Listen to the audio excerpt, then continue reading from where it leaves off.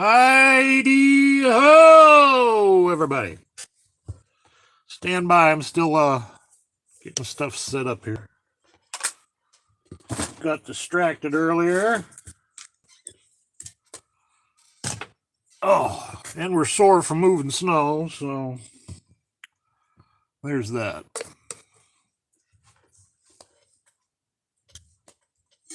But we're here.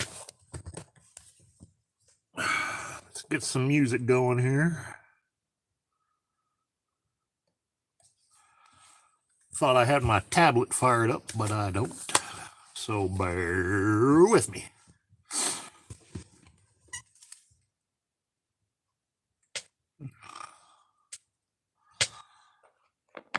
Let's see who all's here. We got. Boy, that light's terrible. Ham it up. Good to have you.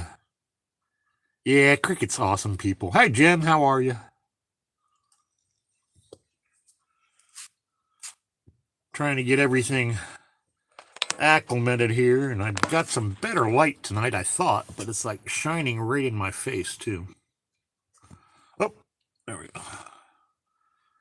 But I am trying to get some background music going for us here to start off with. Let's see what we got.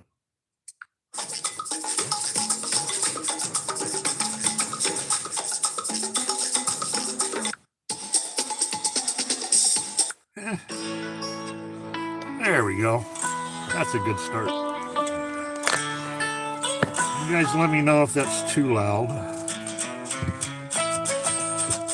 Shouldn't be. Taking a sip of coffee here. If you're new, last night we started off making one of these pointy hats to fill one of our orders, and we got the bottom part of it done. We started working on our taper. So tonight we're going to hopefully finish this hat out, because once you start tapering, things go pretty quick. I think, make sure I got everything else together here. Hey, let me know if that music's too loud. Yes, Jan, it is a Nomi hat. That's what I'm making. I'm making some Nomi hats to send off to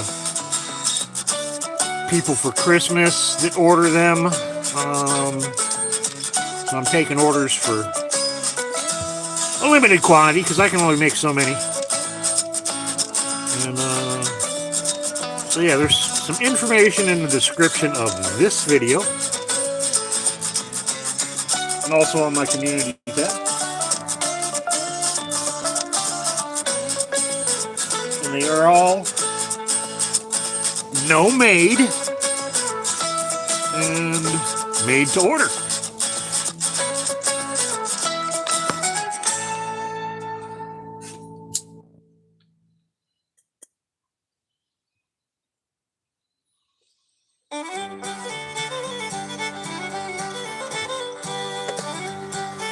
Like I said, last night we started this hat, and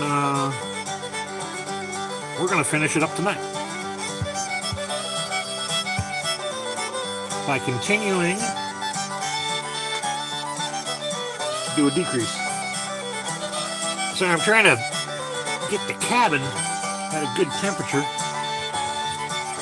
The wood stove cranked up, and things are a little hot in here. So we got some windows open.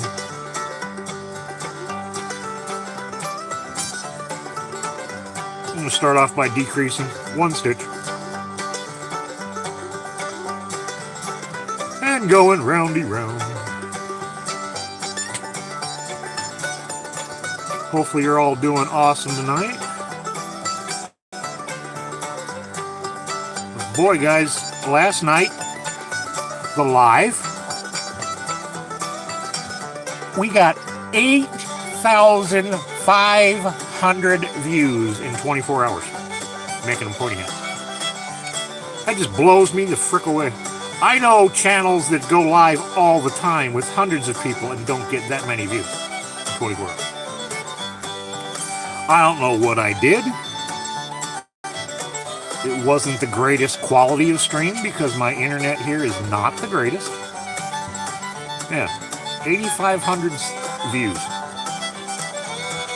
Couldn't freaking believe it. Still blowing me away.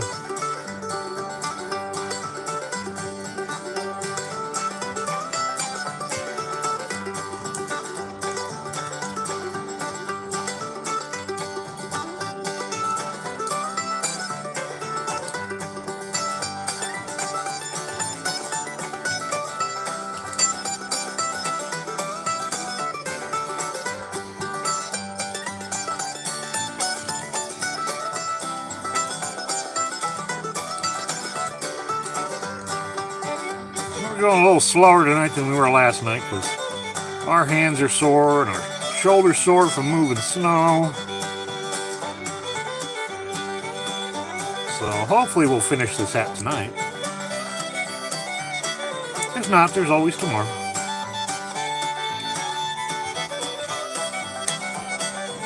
I ain't in a rush.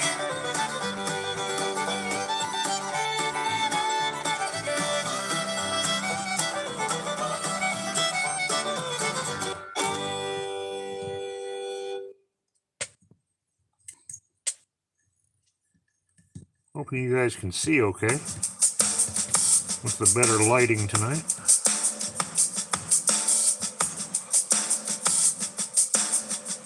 So we're using a knitting hoop to make our hats here. If you're unfamiliar with a knitting hoop, it's so simple and easy to use. They come in all different shapes and sizes. Circle ones are good for making hats, scarves.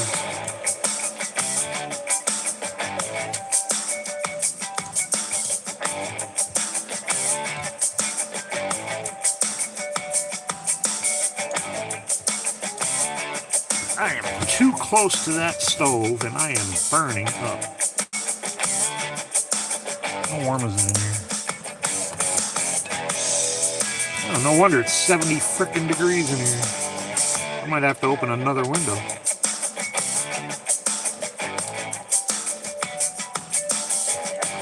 I don't know about you guys, but I live in Alaska for a reason. I hate the heat.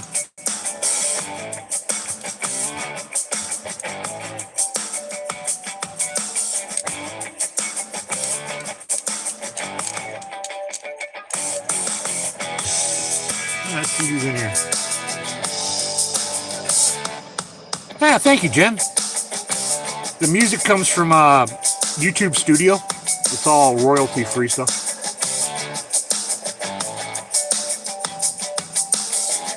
I can see the chat seems like it's working tonight. I'm only on one device, my phone, so if I'm knitting, I point it down so I can't see it. But I'll take a break every once in a while and look up at you guys.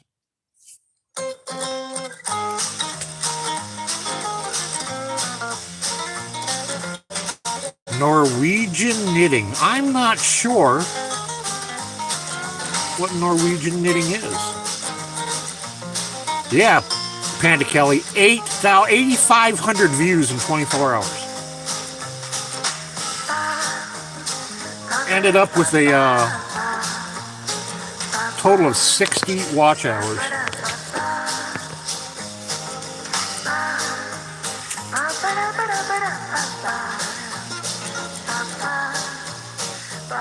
Yeah, I couldn't believe it. In fact, I got a hold of Cricket last night when we got off, because when you end a live, it shows all your stats, how many people tuned in and everything. And when it showed 8,000, last time when I signed off, it was 8,300 views. Or people that stopped in for a little bit anyway. And I had to look at it twice. I sent her a picture. I said, "Can you believe this?" So I don't know what the heck I did different. Hopefully I can do it again. 2 different colors, altering makeup pattern. I believe you can, because I have done multiple colors with this. With doing 2 strands at a time. With this particular spacing and size of these pegs, the chunky yarn works best. But if you put 2 strands of like a standard weight yarn together, it works a little better, mainly because there's such a big spacing here, and these are such big, I guess you could call them, well, they're pegs, but they act as the needles. The chunkier the better with this, otherwise you get a bunch of holes.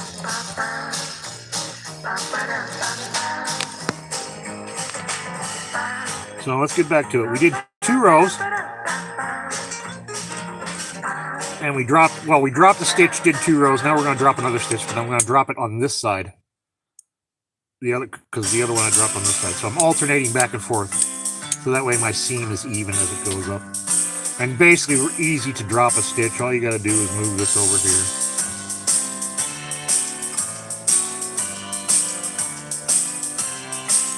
And that's dropping a stitch. Now I'll go once, twice again, and drop another one.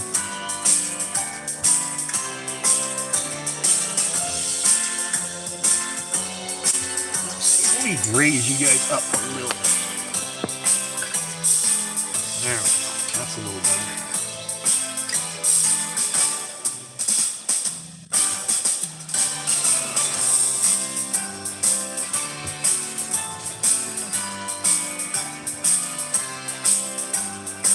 But this particular hat is getting shipped off to one of our Gnomies in Philadelphia, who placed an order. As soon as we're done, we'll get this shipped off to them and get working on our next one. Because I've got an order coming in from New Zealand, so we've got an international order coming in. I'm curious to see how much it's going to cost to ship over there. Could be interesting. So we're going to have pointy hats internationally, which I think is pretty freaking awesome. I do.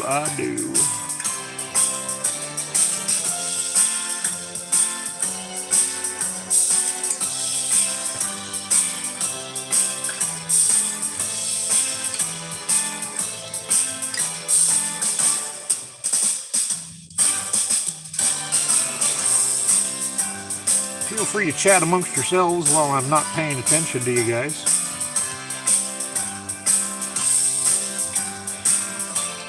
I appreciate y'all being here.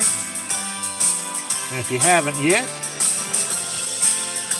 please go ahead and hit that like button.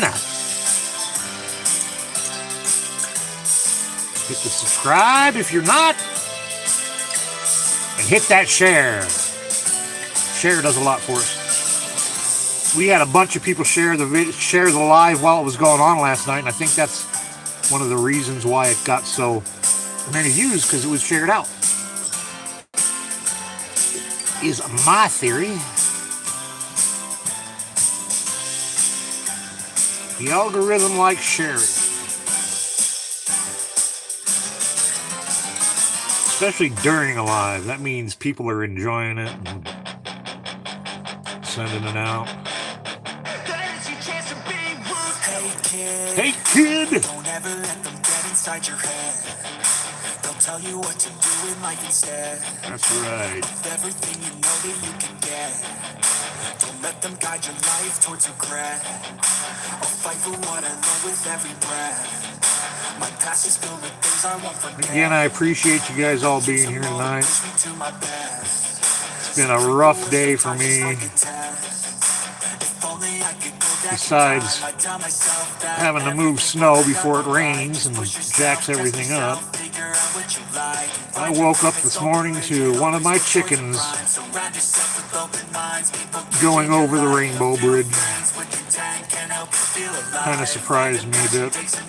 Broke my heart a lot. Because all my chickens are my favorite chickens, but she was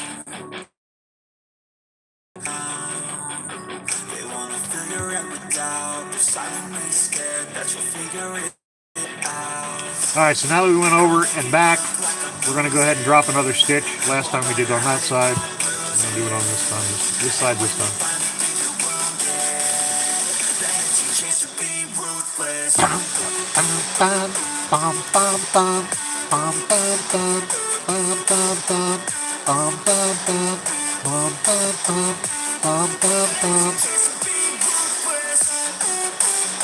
Oh, I forgot to show you what kind of yarn I'm using. Let me get this one done, and I'll pull the skein up here and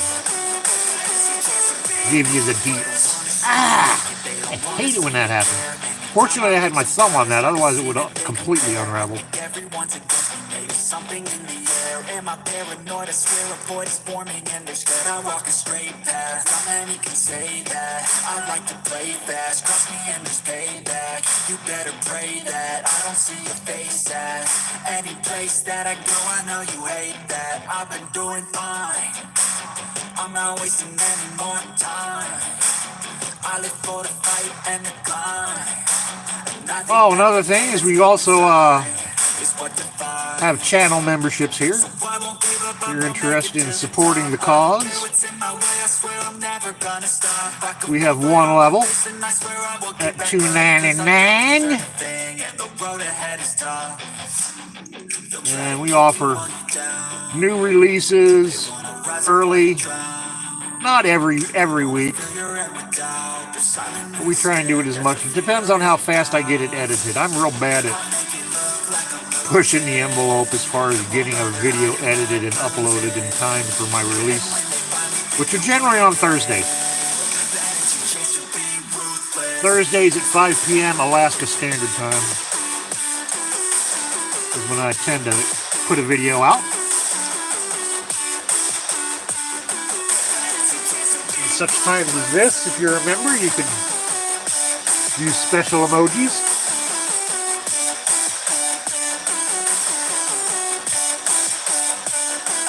Oh, I wanted to show you the skein. This right here, hit the ground, so it got a little bit dirty. But this here is our yarn style that we're using. It's a Woolies. It's a 70% acrylic blend wool, 30%, and it's called Kale, which is a green color with some different tan and white specks in it.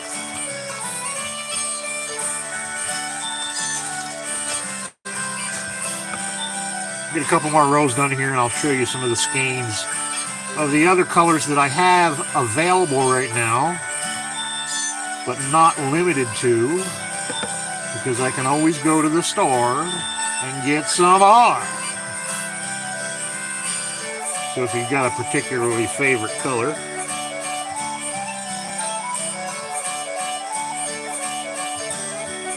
I'm not sure what color I'm doing for New Zealand yet. I haven't got an email from him yet. As soon as he gets me that email and lets me know what color, we'll be getting on that one next.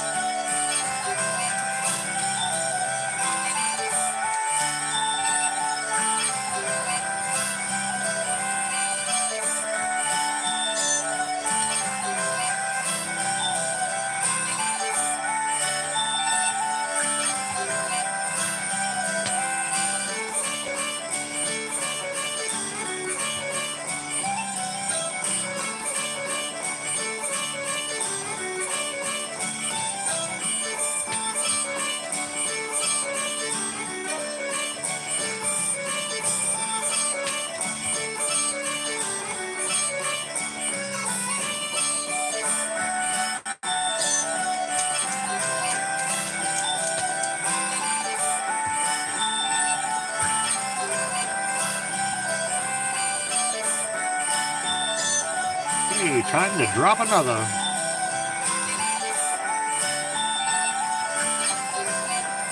We are going to get to the point here where we're going to be done dropping. In fact, I can show you. Let me show you on hat that I've already made. This here is your standard Gnomie hat. This is my personal Gnomie hat in a red color. So basically what we're working on right now is this portion right here. And when it gets to a point, I'm going to stop tapering and just go back and forth because most of the rest of the hat is all one width until you get down to the end. And depending on how much is in a skein is depending on how long this part of it is. Some of them are a little bit longer, some of them are a little bit shorter.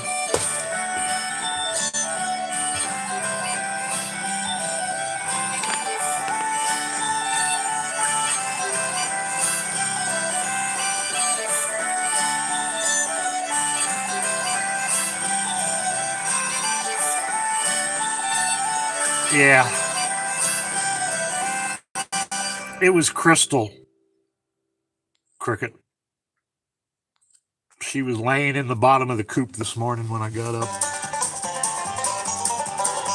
Very sad day. I mean, it happens. It's just a chicken, but it still breaks your frickin' heart.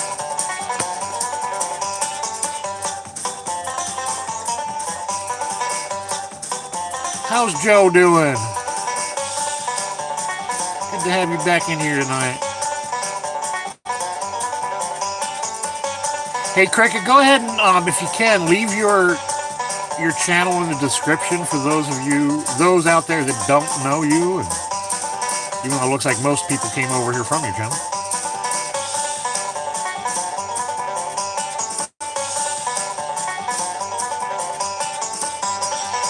Beckers! How's Beckers doing? Good to have ya.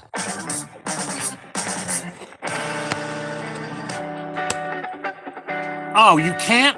Well, let's fix that.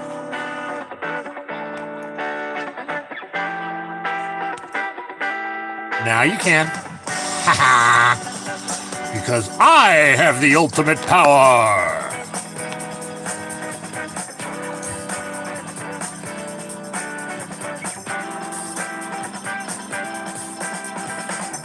I thought for some reason I had you modded up already.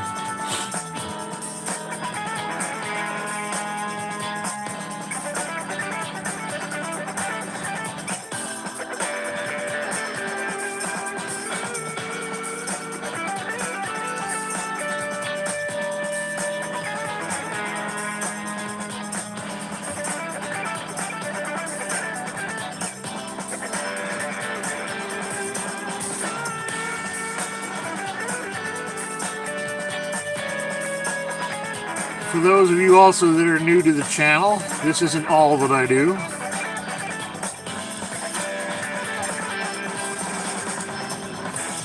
I basically consider myself a entertainer and educator. Teach people how to live off grid better, live poor better. Do a lot of building of stuff, including wood stoves, which is one of my passions, and how to stay warm and be more efficient living in this lifestyle. I also do different events and parades and such around the area to show people what's going on here in Alaska and what we do for fun. So if you're into that kind of stuff, we got some parade action coming up here at the beginning of December. A couple different parade of lights. I'm just trying to decide, well, the weather's going to tell me which parade I go to.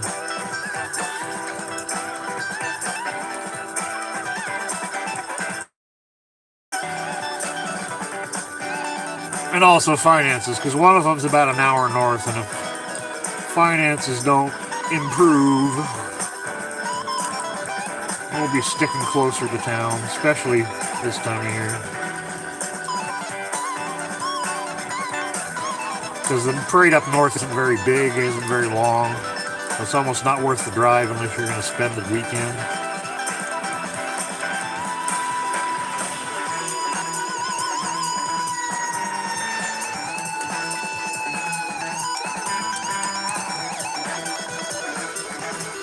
Getting there. I forget how many I went down to on that last one. I think it was 14.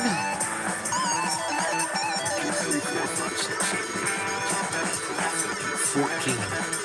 So that would be 14 pegs right there. So that's how much more we have to taper down.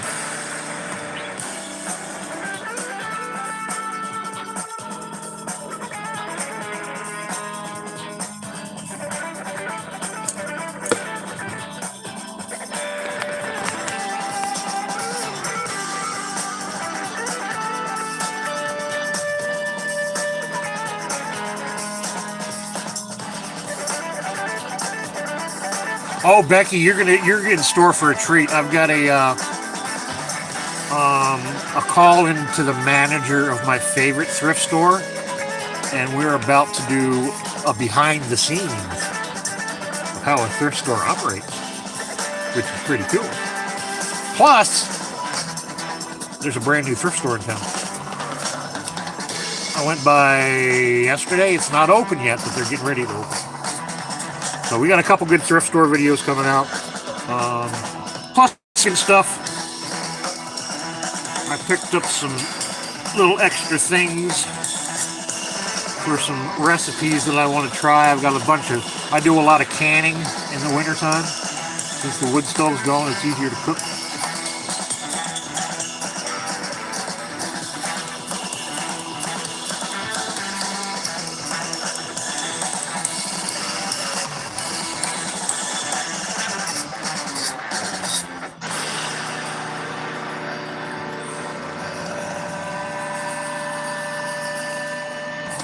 Papa Smurf! How you doing, buddy? I didn't see you come in.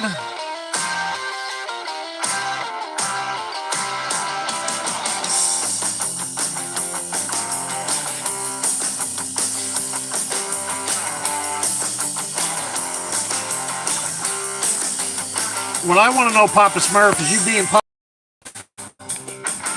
How come you don't wear a pointy hat? Papa! My pointy-hatted brother without a pointy hat. Start calling you no pointy hat.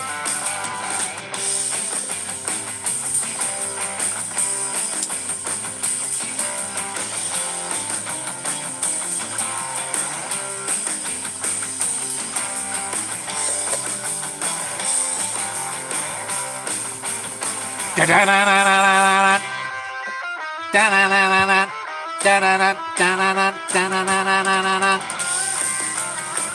Oh, I was going to go show you guys the colors I got.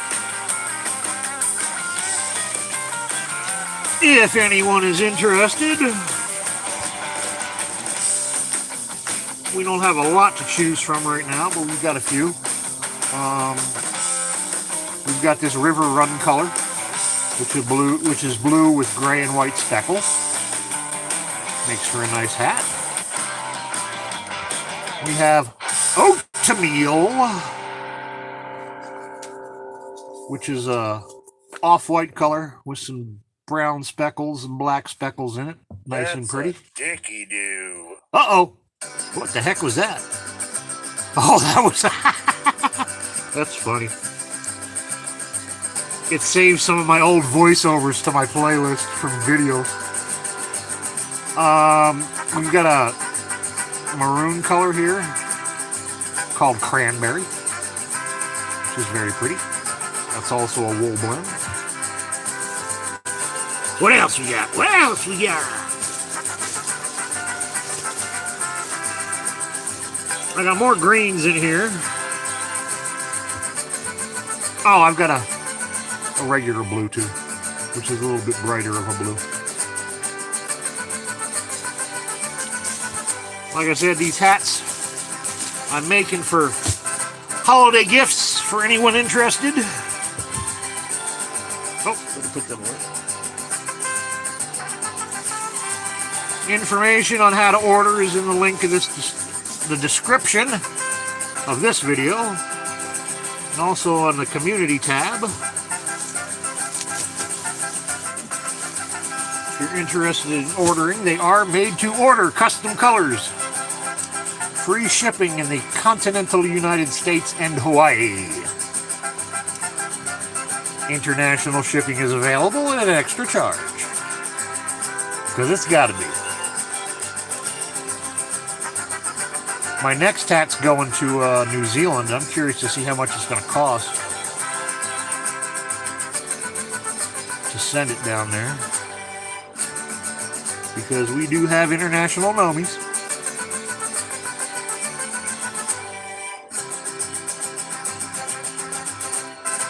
In fact, the one that's going to New Zealand is one of my OG Gnomies from the beginning. Been around the channel for a very long time, and I love him to death.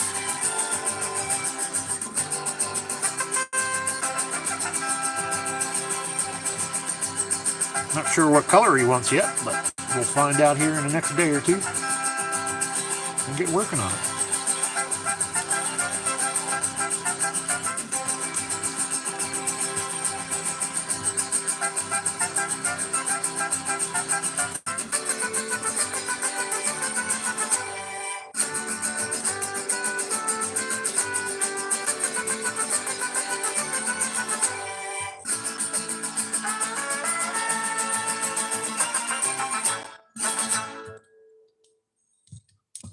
What's coming up next, I wonder? Oh, this is a good one. I like this song. One I use quite regularly in my videos.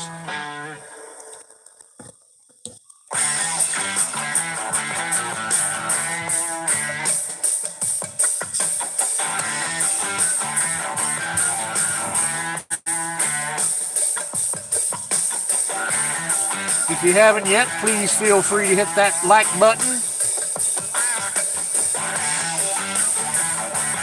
We also have super chats, channel memberships, all kinds of that fun stuff. You know how it goes.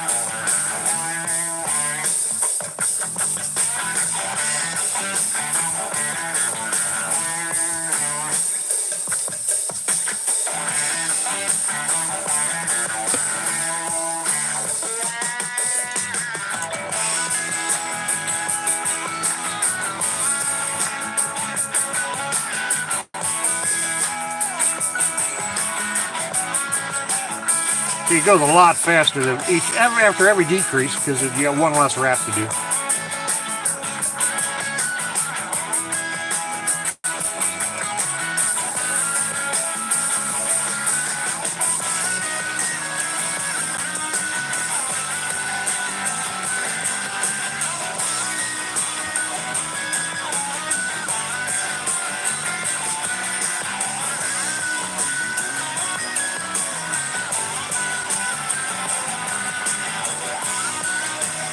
So as of now, I've got 8 hats that will be available, guaranteed, before the holidays hit. We'll be doing more after the first of the year, but I can only make so many of these before Christmas that I can guarantee. I do have a backup plan in case I do get a rush of orders, so have no fear. But I'm going to guarantee at least 8 more hats.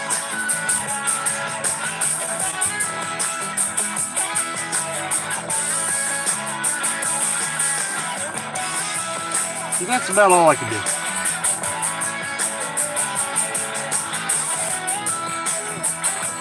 Because it takes me a couple of evenings, sometimes 3 evenings to work on one of these, depending on how my hands feel, and how I feel, and what I've been doing. I don't want to push it too hard, make promises I can't keep, so that's why there's a limited quantity.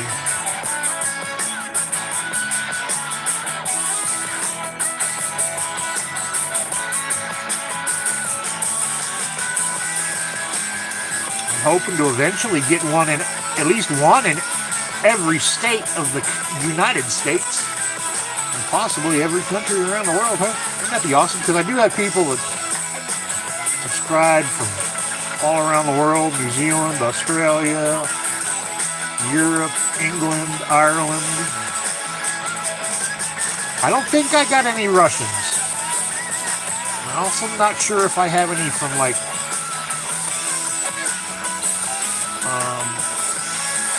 Asia, China, Japan, yada yada yada. But it's coming.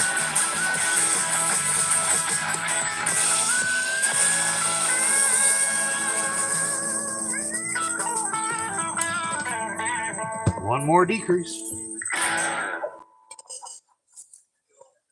Hey, caramba! I put too much wood in the wood stove. I shouldn't complain because I could be cold, but I'm not. Because I got firewood. Thanks to some pretty amazing people out there that helped me out. And I am so grateful for them.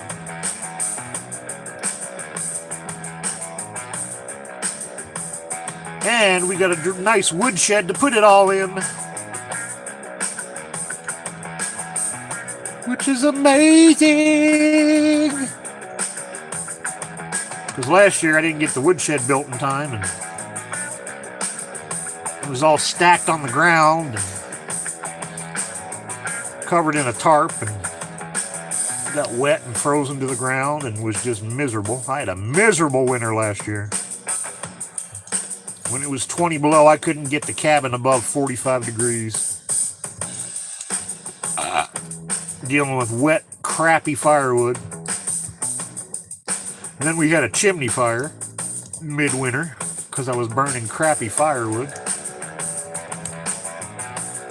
Not gonna be the case this year.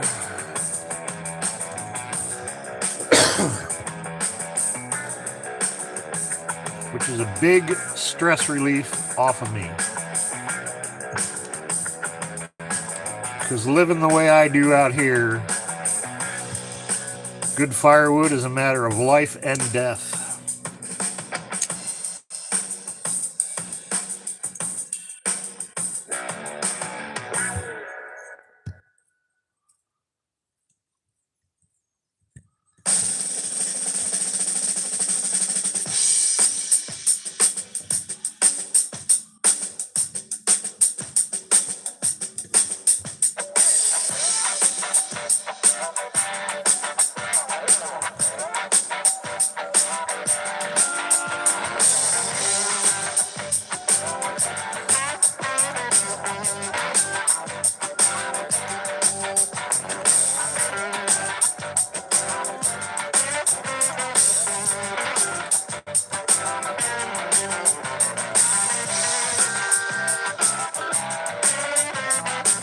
How are we doing on people in here? 13, not bad.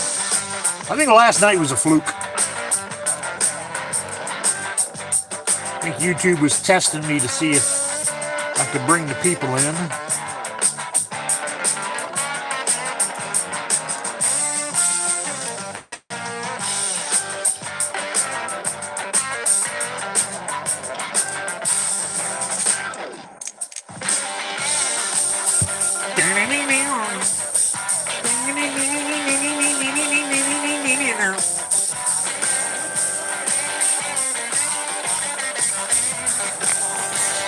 Alright, how we doing? Who's in here? Who's in here? What are you doing?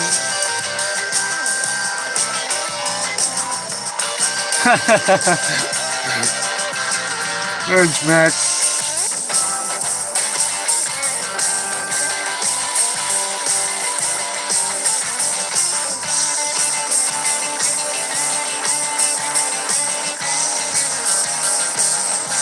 Are you a good mod, Papa? You sure about that?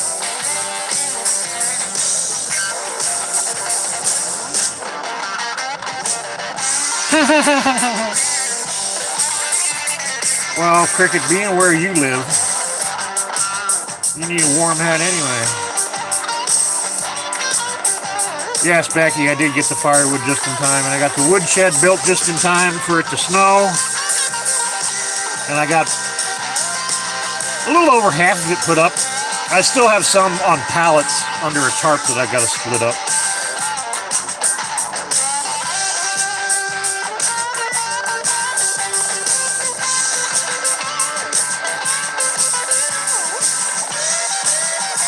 What'd you do, Papa? Why are you in the corner?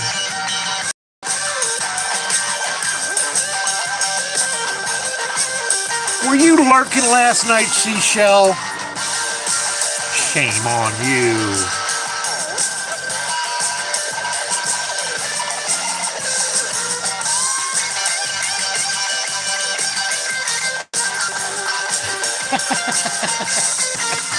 I don't know if I can trust the guy that goes by Papa Smurf and doesn't even wear a pointy hat. Something fishy about that. Something fishy about a guy that calls himself Smurf. Likes to sit in the corner and doesn't even wear a pointy hat.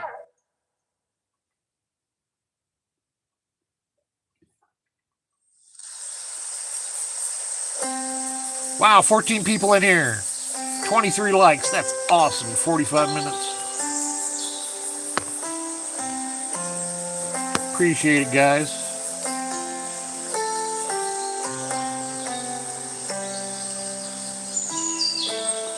Well, Mac, is that good? Did I put you to sleep? Hopefully. Or was I that boring?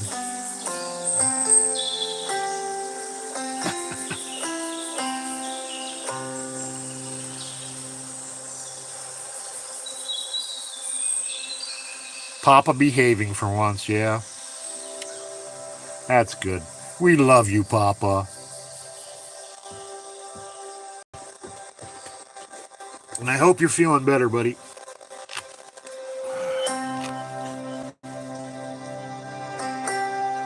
Seashell, I don't know if you were in here earlier, if you heard, but we lost Crystal today. Well, sometime last night. And I have a feeling I know what did it. I'm not sure. I'm contemplating on doing an autopsy to make sure, but thanks, Becky.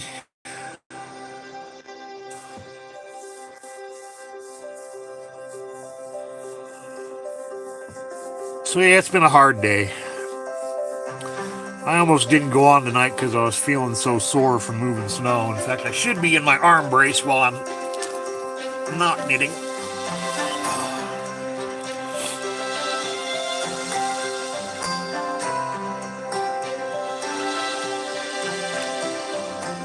Well, I'm glad I put you to sleep then, Mac. Yeah, thanks, Adriana. Thanks, Shell. I appreciate it. Yeah, it was a shocker because I went out this morning I woke up to 2 inches of snow on the porch. And I started clearing it, and the birds generally won't come out in the snow. They'll wait till I clear a spot for them. So I cleared a spot, and 3 of them came out and 1 didn't. And there she was, laying in the bottom of the coop. It wasn't cold because it didn't get that cold last night. It was only about 30 degrees, and she's lived through 20 below. Just fine. But I have a feeling she got into some styrofoam and ate a little bit too much because she was a styrofoam fiend. If there was any bit of styrofoam laying around, like my house is wrapped in white styrofoam. So if there was a spot, she'd start pecking at it. And I got a feeling she might have gotten to something and just ate a bunch of styrofoam and it messed her up. But I don't know. She was Yesterday she was eating fine and she was drinking fine, but she was acting weird. She stumbled a couple times, and I was like, started to worry about her. And then I went to town to get supplies, and by the time I came back, it was starting to get dark, and all three of the other ones were in the coop. We don't need Christmas music yet. Another Christmas song. We don't need Christmas music yet. There we go. But yeah, last night when I got home, it was dark, not completely dark, but she wasn't in the coop. She was out wandering around, which is weird because she's usually the first one to go in and the last one to come out. And then this morning she was no more. Don't think there's anything I really could have done about it.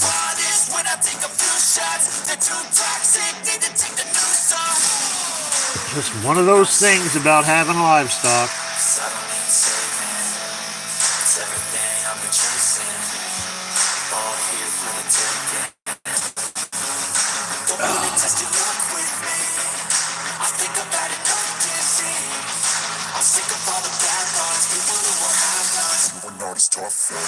Yeah, and for some reason chickens love styrofoam.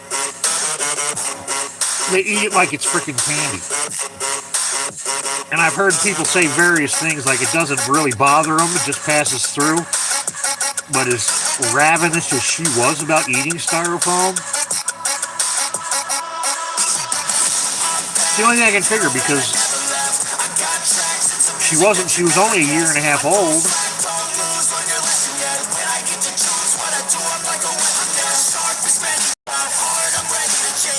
Well, I don't know what's worse, is losing a chicken from a predator or from an unknown reason. I feel like I'm yelling. Let me turn that down a little bit.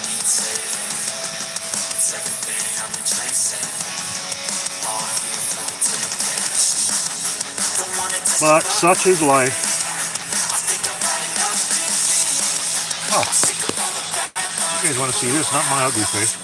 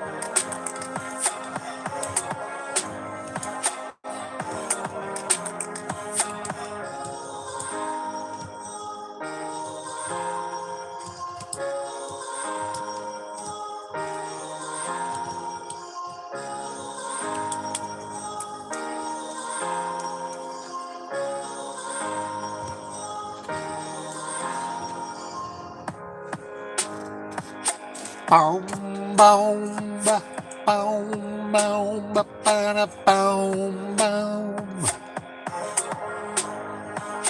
Boom, boom,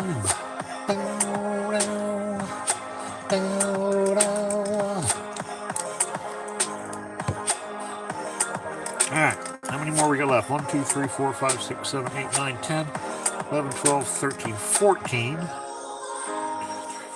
6, 7, 8, 9, 10 more decreases left, so that's 20 more rows.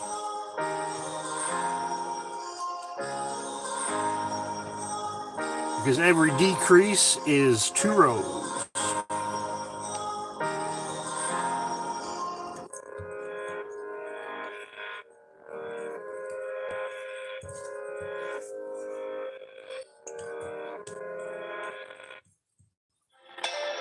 curious how long this point's going to be on this one. Oh, excuse me.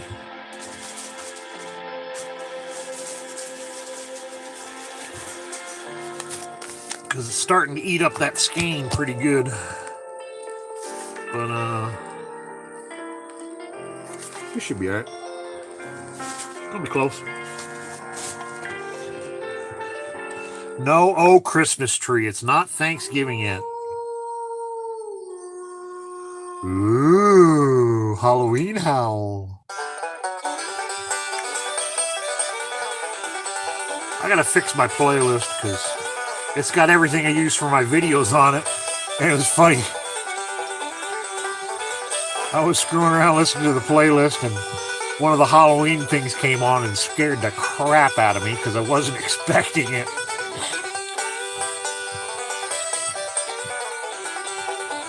And scared myself last night, which is kind of silly, but it is what it is.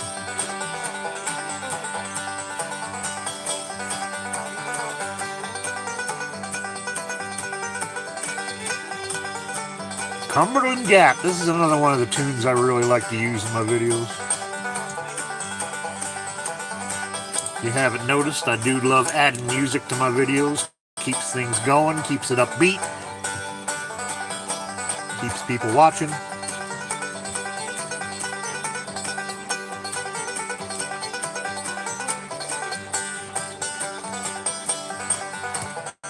We've got a fairly eclectic taste, but we do lean towards the old-timey music a lot. Switch it up with some rock and roll. Depends on what we're doing.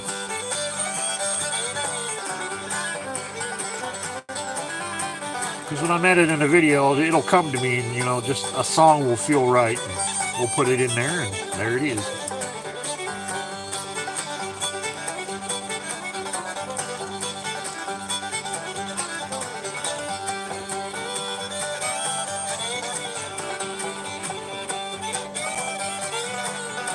Oh, I did get some good news today. For those of you who've been following along the moving snow saga.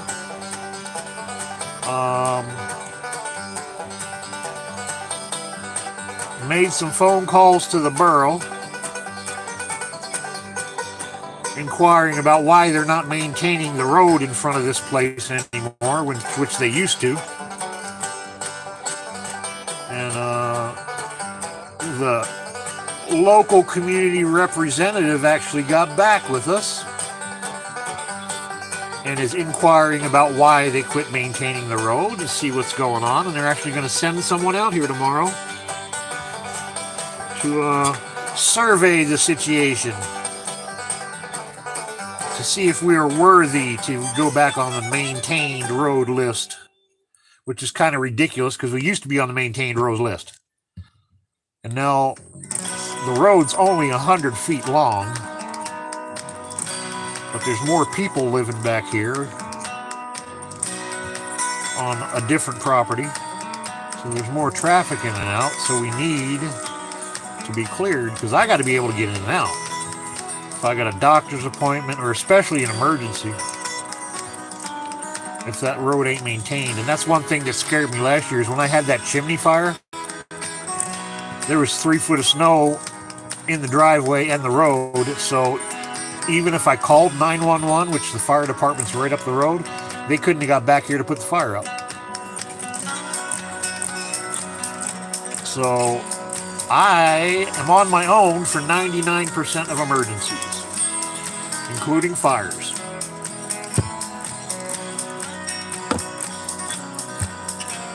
Fortunately, the cabin didn't get burned down. We got it put out in time, but it was scary. I scorched some stuff. But I also did a decent job in fire protection for my chimney and stuff, so it didn't catch the cabin on fire. It stayed in the chimney. Which, like a buddy of mine said, chimney fire is a great way to get your chimney clean. Yeah. Unless you're by yourself at 3 o'clock in the morning and get woken up to a roar of a chimney fire.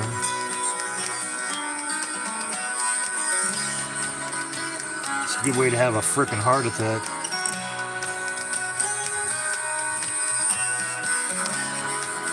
Just one of those things you deal with living this lifestyle.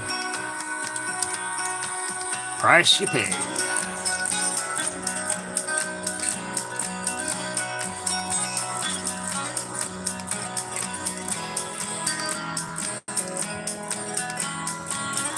What was scary is I've got a fire extinguisher. I had a fire extinguisher.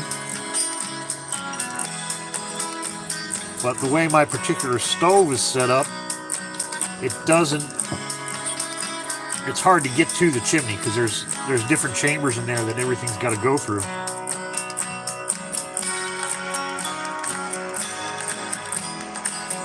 But I pulled the fire extinguisher out anyway and tried. And when I pulled the trigger, it didn't work. So here I am with a dead fire extinguisher. You see that? It all came unraveled. And I knew I had another one down in the other cabin.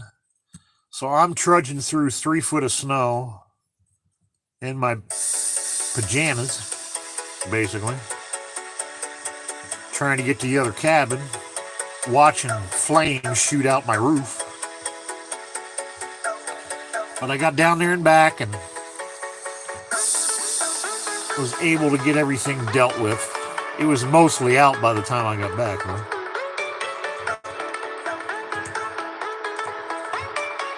We will not be having that anymore. And it wasn't like I didn't clean my chimney, because I did clean my chimney. I actually cleaned it a couple of months before the chimney fire.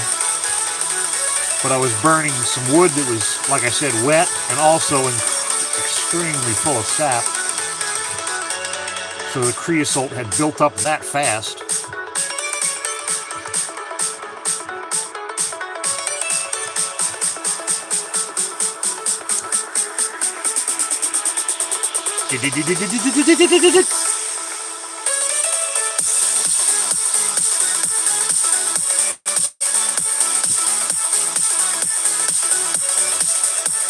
I think this is the song that I used on my last Northern Lights video.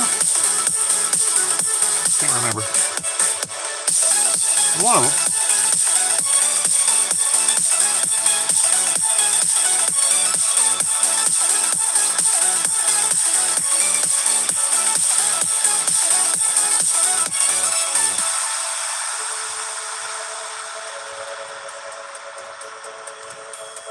I'll get this road done here and check on you guys. Hopefully you're all having fun over there in the chat. If you haven't yet, please hit the like or hit the dislike. It don't matter.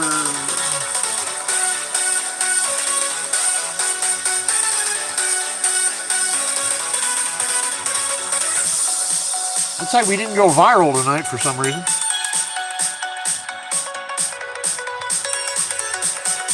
I don't know why we got so many views last night. It blows me away. Love it for the watch hours. But if it's not going to be consistent, it ain't don't do me no good.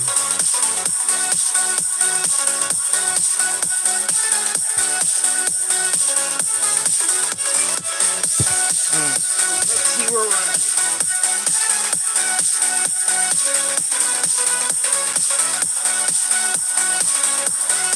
Get something cold to drink. Bilf, what are you doing in my chat? I got a bone to pick for you. A chicken bone. Not really. Love you, man. Becky, last night there was averaging 100 people in the chat at one time. By the time the live was over, there were 8,000 people that checked in.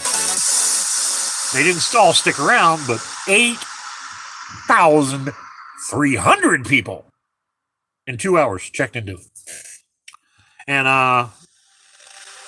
24 hours later, it was up to 8,500, which is pretty amazing.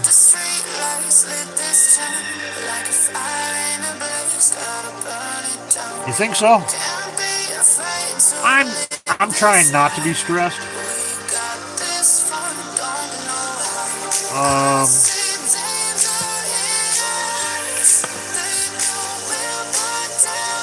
Besides the type of people that live in this state, I understand their mindset because I used to be one of them, and they scare the fuck out of me.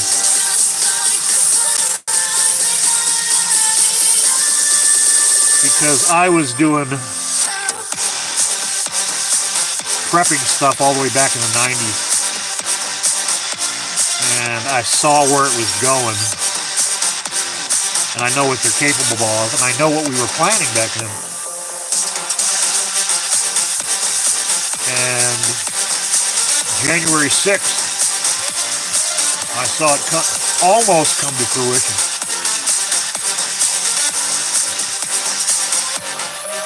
And it scares the fuck out of me, the potential. Can't say the potential of stupidity, but the potential of what fear can make people think is good to do. And I'm surrounded by it. And I got food, and I got a big mouth. And I know there's several people out there that would just as soon shoot me and take everything I got if things got real bad. And I'm dead serious. So, I mean, it is what it is. But I'm trying not to think about it. Because I'm kind of afraid either way the election goes.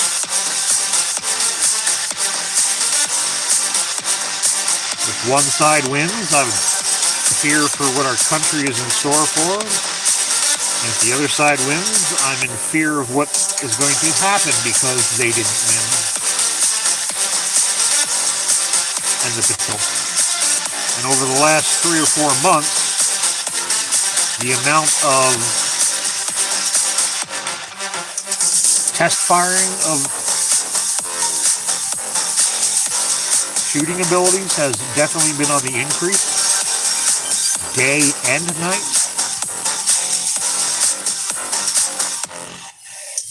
So, we're trying not to think about it. We're hoping for good stuff.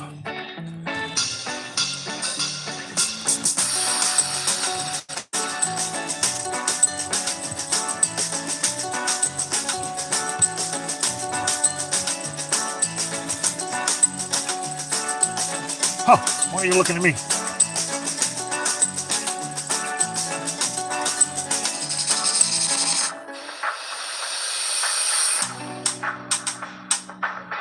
Yes, they are.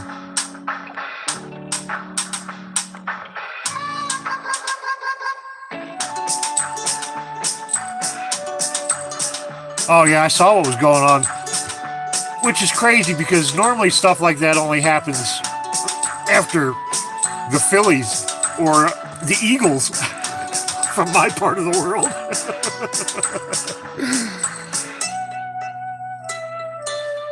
Awesome, Julianne, I appreciate you. I voted 2 weeks ago. Just in case the weather was bad and I couldn't get out, I like to make sure my vote gets in. Now, it probably won't get counted. And being I live in an extremely red state,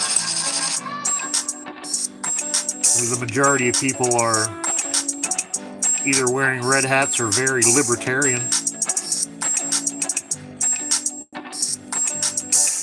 my vote doesn't count.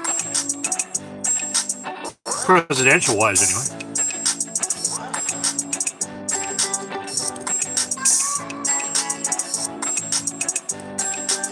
I think I did my part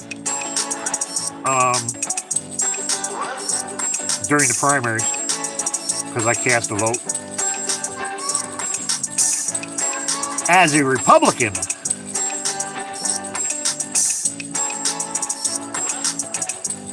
and it wasn't for who you think. That's one of my philosophies. If you live in a state that is overwhelmingly opposite of what your political views are. The only way your vote will actually count presidentially is by voting in the primary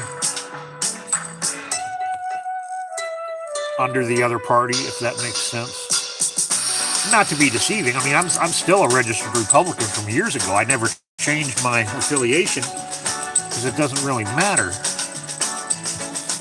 But it does matter living up here because as a registered Republican, I can vote in the primary and give my 2 cents. If I wasn't a registered Republican, I couldn't vote in the primary.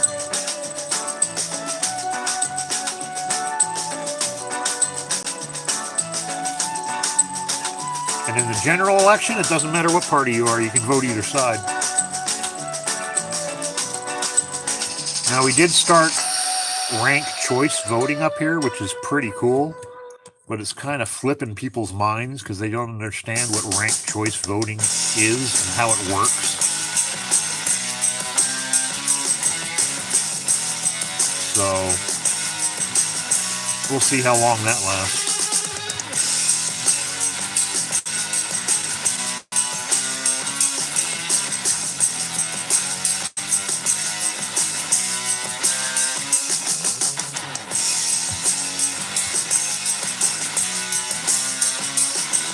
All I gotta say is if you haven't voted yet, get out and vote. I don't care who you vote for. Do it.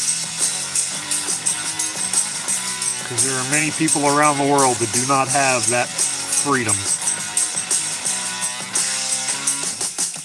Get her done.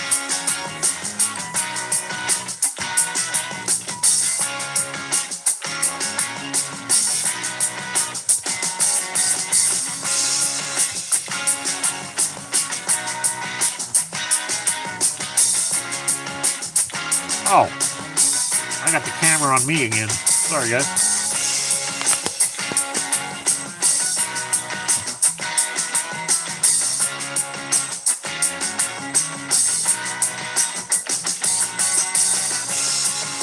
Oh, that's a shame, Joe.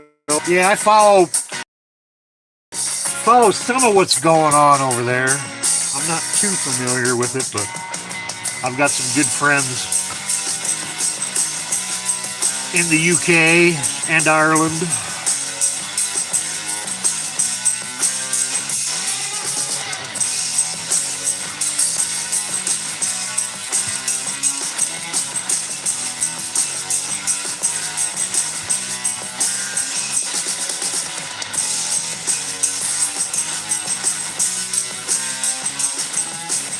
Are you guys ever going to get independence, though, really?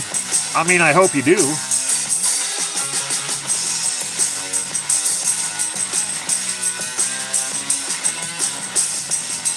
Exactly, Mac.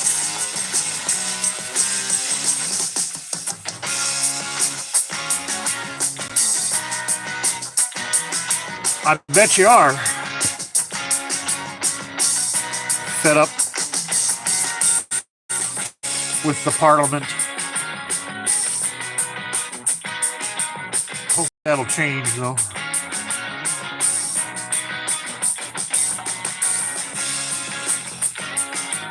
I need something cold to drink because I'm still warm in here. I got both windows open and it's still 69 degrees.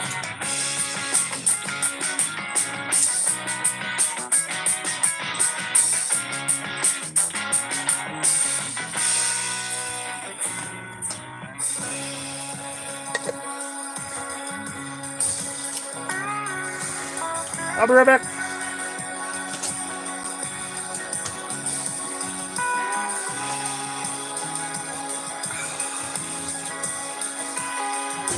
There we go.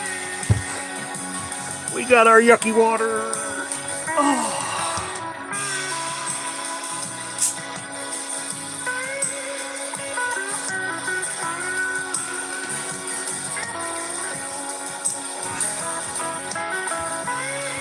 So I think tomorrow we'll probably go live just to hopefully distract everybody and keep everybody's mind off of crap.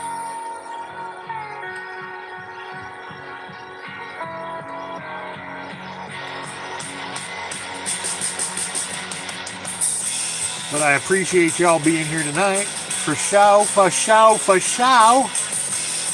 Love each and every one of you guys and your support. And this madness we call YouTube.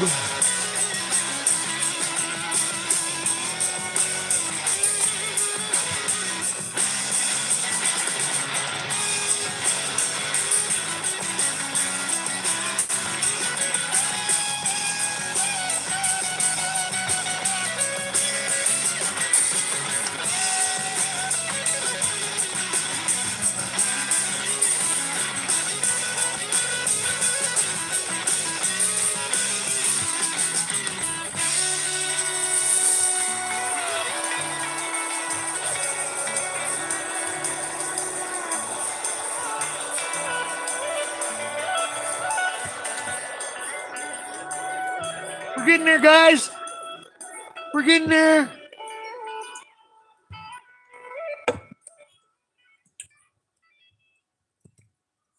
Hat's getting longer. In fact, I gotta double check how much yarn I got left in this skein.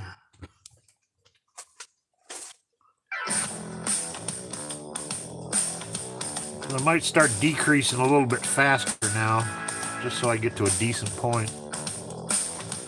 I don't have a pattern, a specific pattern I go off of when I'm making these, because each skein has a little bit different amount of yarn in it. So when it comes to the point, I kind of wing it.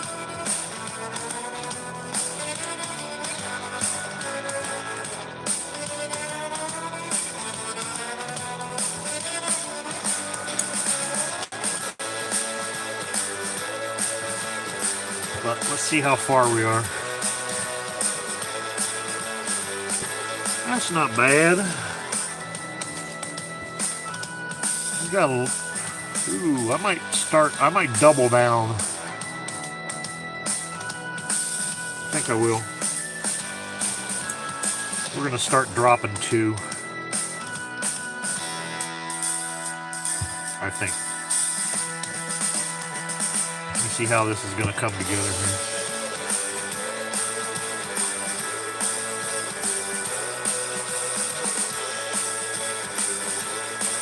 Yeah, I think we're going to start dropping 2.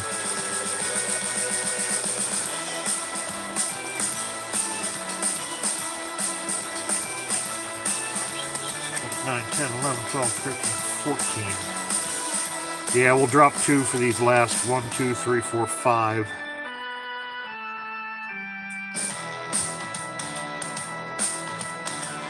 Sounds good to me. What do you guys think?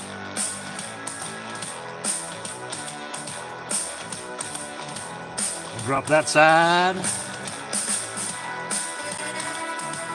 Drop this side.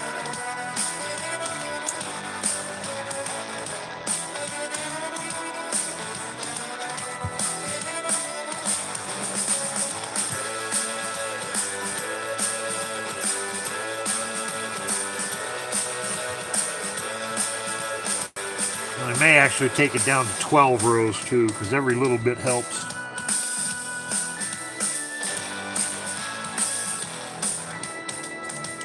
Because we want some length. Size matters, no matter what everybody says. You don't think size matters? You're lying to yourself.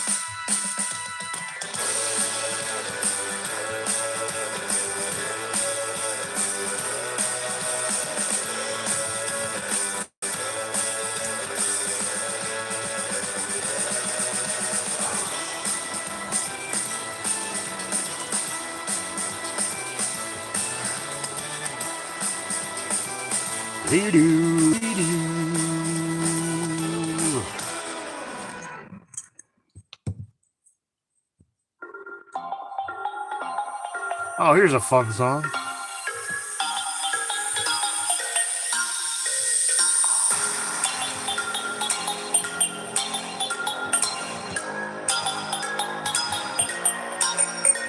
I am also feeling peckish. I made some mac and cheese earlier. I don't know if you guys saw that post or not. Man, that's some good mac and cheese. Smothered in stewed tomatoes. Oh my gosh! And I got some left over.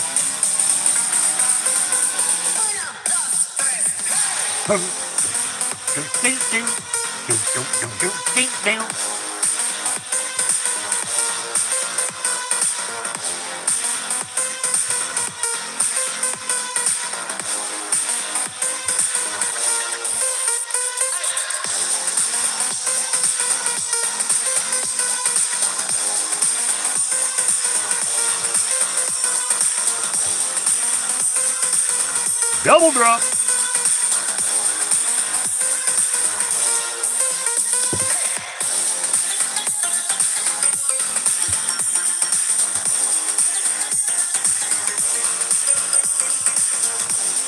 It's got some heft to it. I'll have to weigh it out and see how many grams it is. Oh, come on. Don't get tangled up now.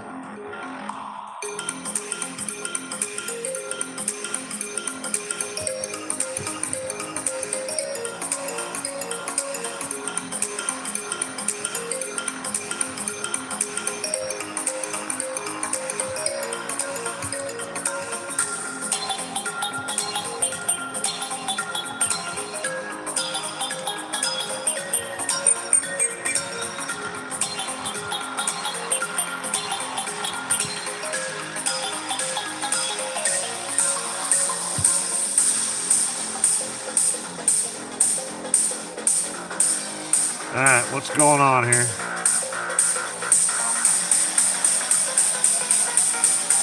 What is going on here?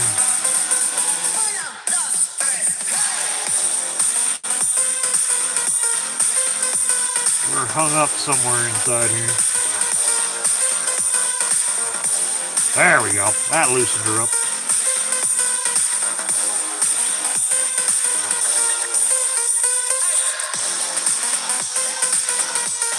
Kind of.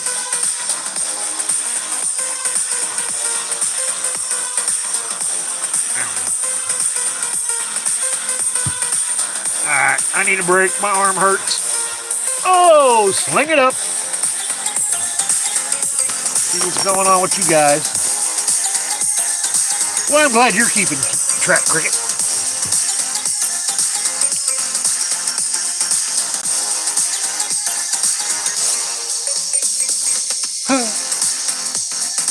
Yeah, mac and cheese is definitely comfort food. You know, I saw dumplings at the store the other day and I almost got me some. Was kind of in a hurry trying to get back before it snowed. Yes, you have a moment to get a fresh drink. Speaking of fresh drinks, what did I do with mine? There it is.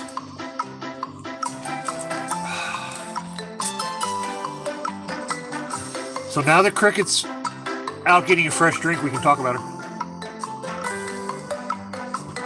Oops, she's still here.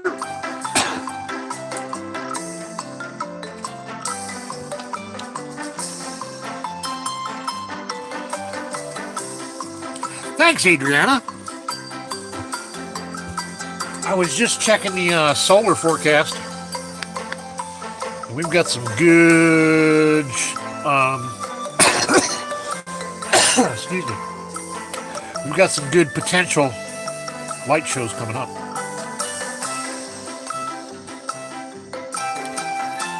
Cheesy pasta with tomato sauce. Ooh, that sounds good. Hi, Joanne.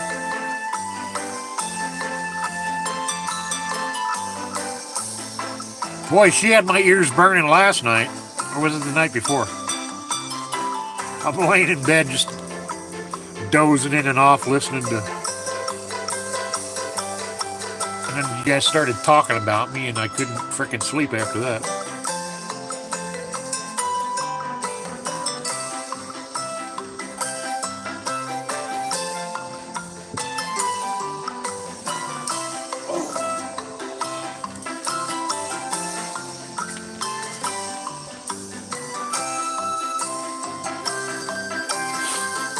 Yeah, I did do it.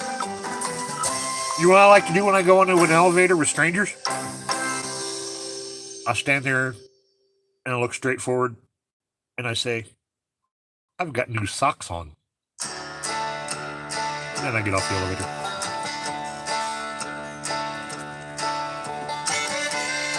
Can you imagine what's going through their head with a crazy guy like me who says, I've got new socks on? Do-do-do-do-do. Do-do-do-do-do-do-do.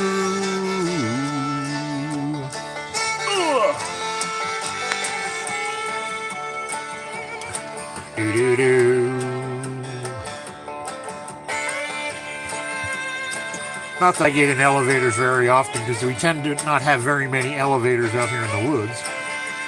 But on occasion, I think the closest elevator, well, I'm sure there's probably a couple here, but there are no buildings in Wasilla over 3 stories high because they don't want to block the view, which is awesome.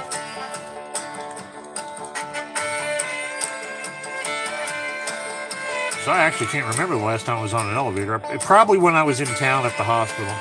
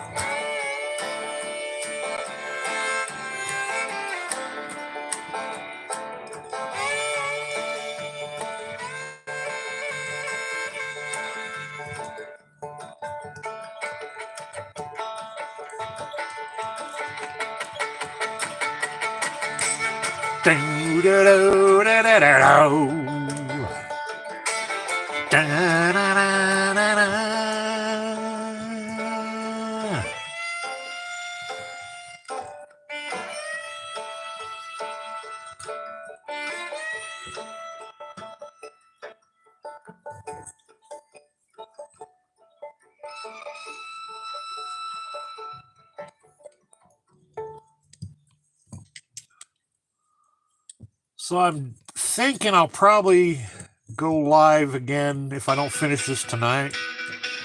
I'll go live again tomorrow night, but then Wednesday, I got to edit a video if I'm going to put one out by Thursday.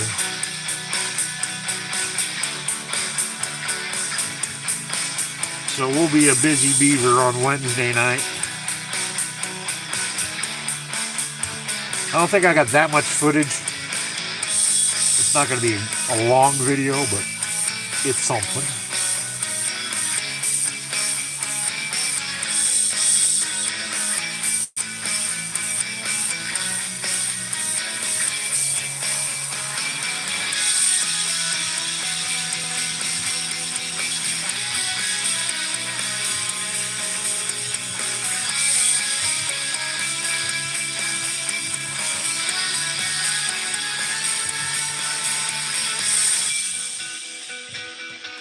And then I've got a series coming up where I started working last fall on a wood stove for the VIP Brandon and his wife.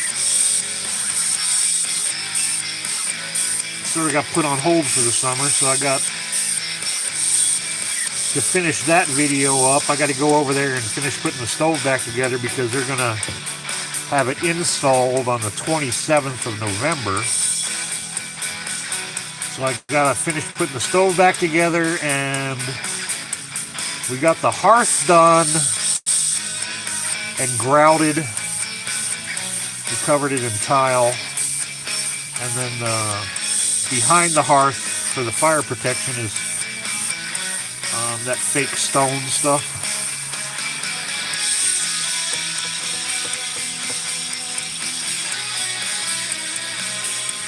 And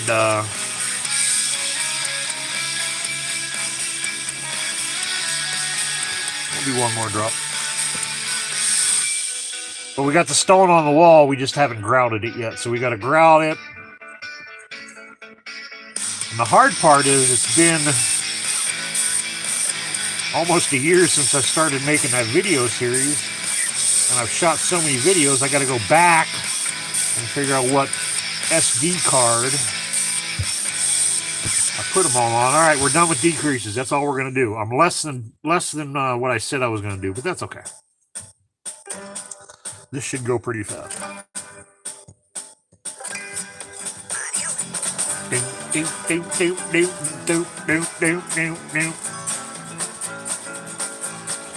And we'll just keep going to the end here till we run out.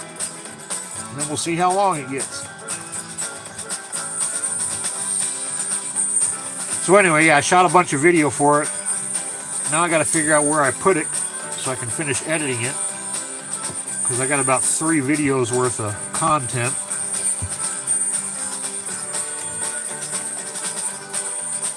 Which I'm excited to do because my wood stove videos are one of the ones that do the best on my channel. Especially this time of year.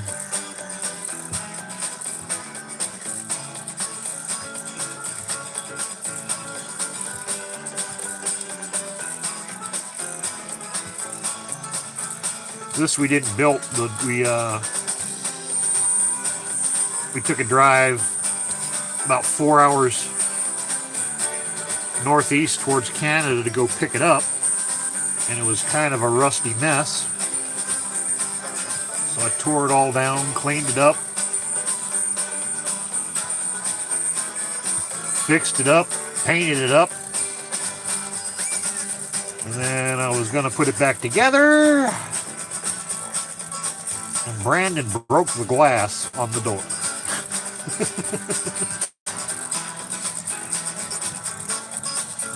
And then summer hit, so he wasn't motivated to order a new piece of glass because they weren't going to put the stove in yet, or finish putting the stove in. So last week we finally got a piece of glass. So now I got to go over there and finish that up. And grout the stone behind it. And like I said, on the 27th of November, they've got an installer coming in to hook it up. So hopefully he'll give us permission to videotape him doing that, which would be cool.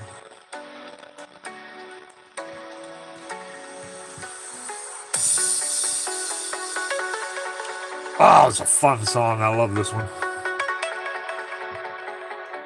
We're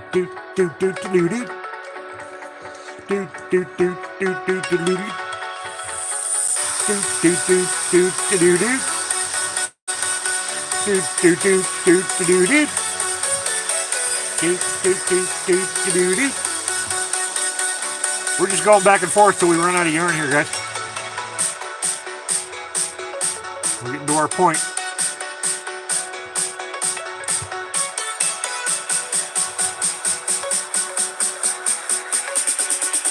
Which I'm not sure how much more I'm going to probably do a few more rows. How long have we been on? Jack it up! An hour and a half, not bad. Yeah, damn it, Brandon. I thought I took the glass out of the door, and I thought I had put it in a safe place. Not when it comes to Brandon, nothing's safe. I can't see that. He's a good kid, I love him to death.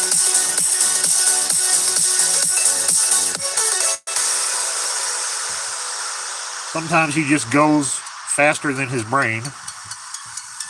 And shit happens. It's no skin off my back. He's the one that had to pay for a new piece of glass. And being that it's a curved top piece of glass because the door has got like an arch to it, it was a pretty expensive piece of glass. I think it was $150 to replace it.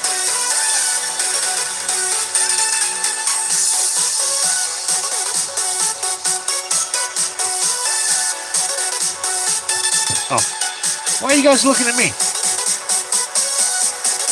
Summer is definitely over. We got snow. Summer ends abruptly up here, for sure.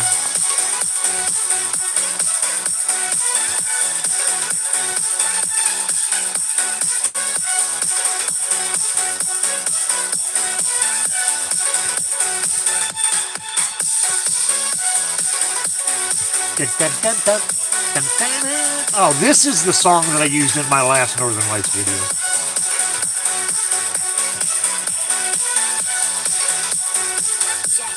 Jack it up! Oh, I think I started to tell you guys this earlier. We've got some major sun activity that went on. So over the next couple of weeks, they're predicting some pretty extremely high KP numbers, which means the lights should be out. We got some 4s and 5s coming up. Nothing like we had the last month with that 7, where you guys down there in the lower 48 can see it. But they're still going to be pretty big. Cricket might be able to see it at her place. When it's a 5, I'm not sure. But they say they're coming.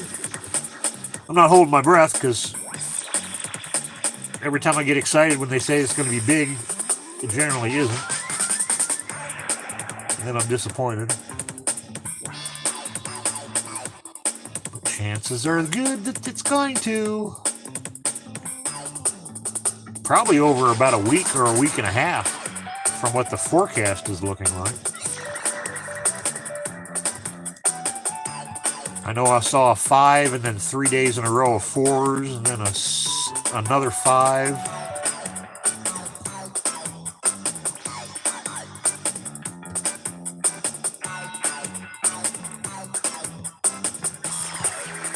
But the big thing is cloud cover.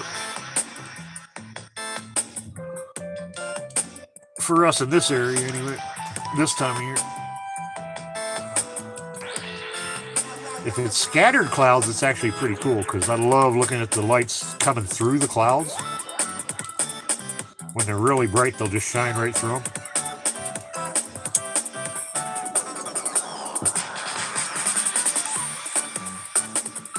Alright, I think we're going to do one more row here and then we might call it, guys.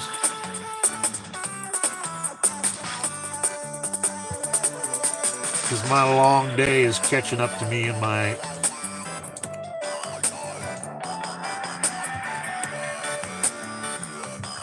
don't want to push it. I got not a big day tomorrow, but I'm trying not to go down. If I push it too far, I'll go down, and then nothing gets done. See how much yarn we got left. That's how much we got left. That's going to make a decent point. Faux show. Faux show.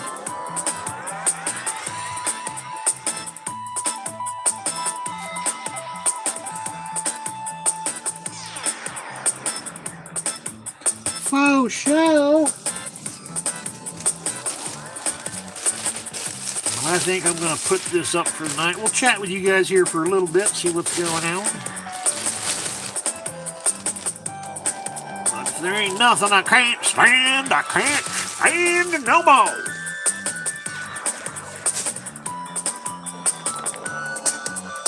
So where are we at? What's going on?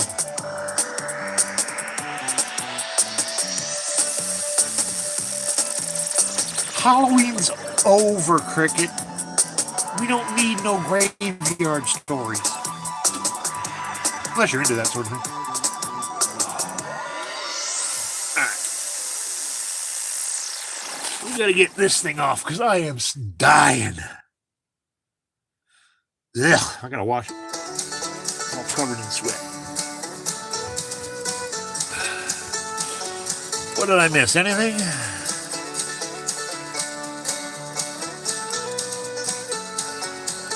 The one thing I do need is my glasses so I can see you people. What do I do?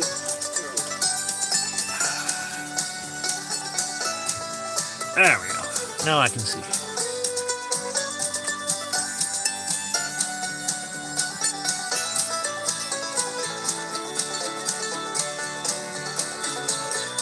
miss any questions?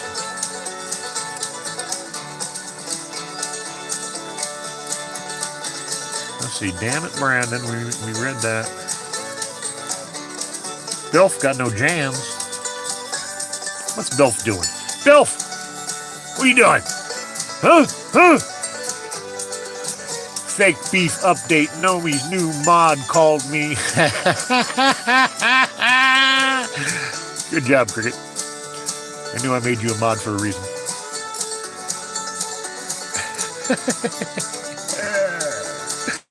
Oh, where were we? Why do we do that? There we go.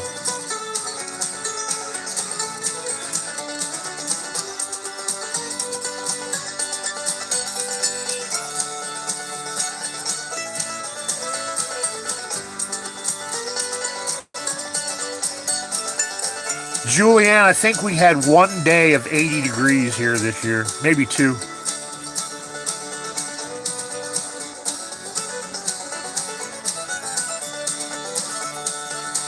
Thank you, Cricket, for putting the link for ordering a gnome hat up there. I appreciate that.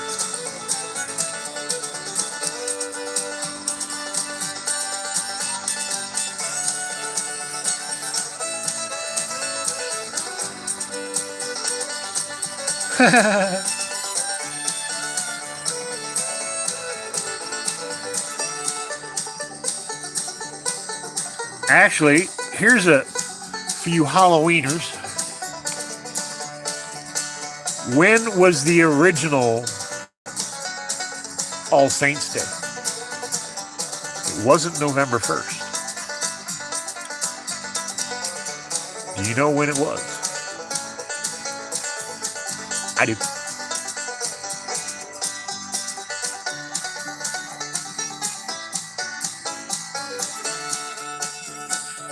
Oh, I love old graveyards, Julian. Let me lower this thing so I don't have to hold my hand up there. There we go. Oh!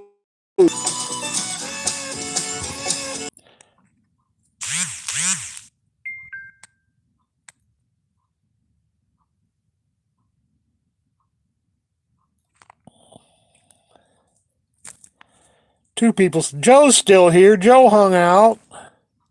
Sorry about that, guys.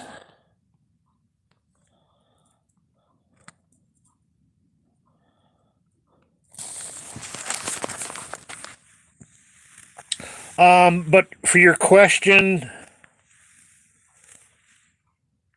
sorry it's dark in here right now. Answer your question. The price of the hat includes shipping in the United States. International shipping is depending on where it's going. But if you're in the lower 48, Hawaii, Puerto Rico, wherever USPS delivers, it's just the cost of the hat.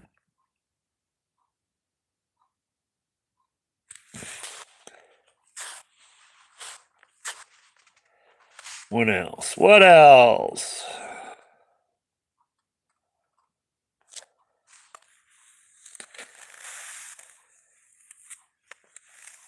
Oh, 7 people. They're back. Yeah, we packed everything up while we were waiting for our phone to reboot. Sorry about that, guys.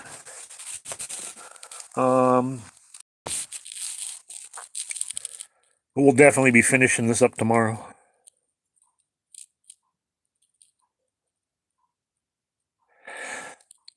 Joe, the ring itself, I'm not sure what it costs because I got that and like 2 other rings from the thrift store in a pack. Let me get a brighter light. Hold on. There we go. Better. Now you can see me. They're not that expensive. Check your yarn department in whatever craft store you go to or look online. But those hoops are fairly inexpensive. And if you get them new in a pack, they generally come with the hook and everything, so. Hey, Adrian. Not sure who's still left in here. What was I saying? Oh, my question was, when was the original All Saints Day? Do you know? Do you know? All you Halloweeny people.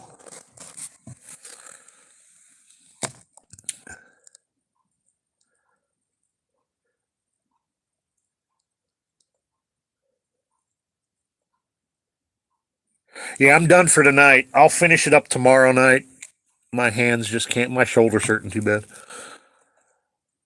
I had to take a break.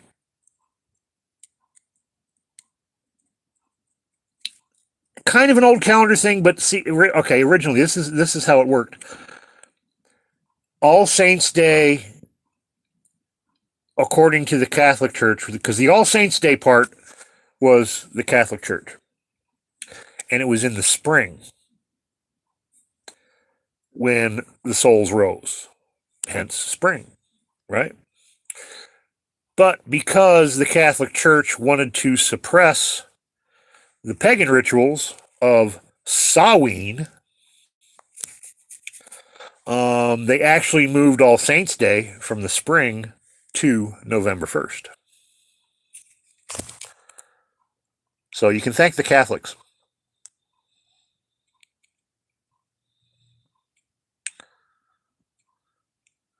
Why am I not seeing all? Did I not set? No, I didn't set all messages. There we go.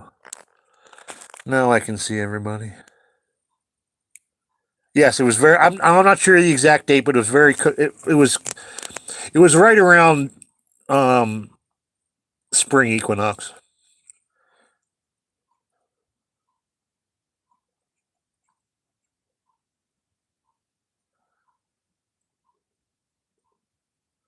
But the Catholic Church finally decided that instead of banishing the old pagan rituals and the celebrations, that they'd combine them together, change the names, start calling them saints, yada yada yada. Pretty interesting.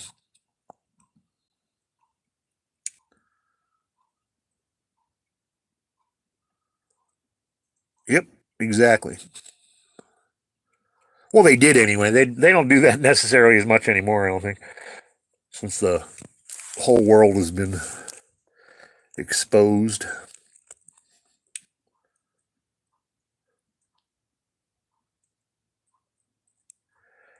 Now you see me?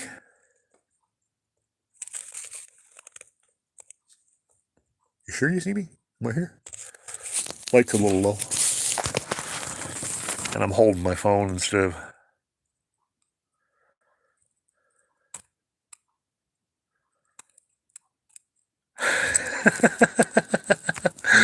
But I'm not on GCI, Bilf. I'm actually, well, it's a straight talk phone, so it puts me on the AT&T system.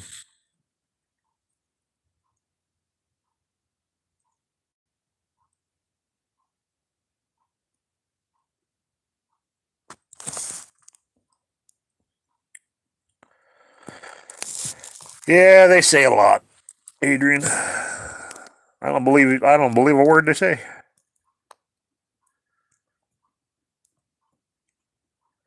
Exactly. Exactly.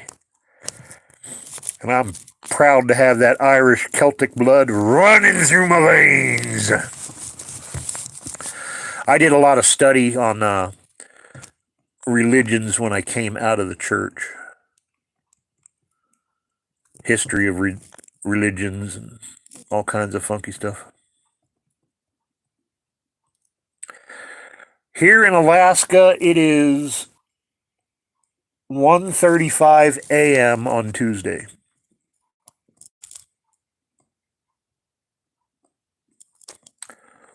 One thirty a.m.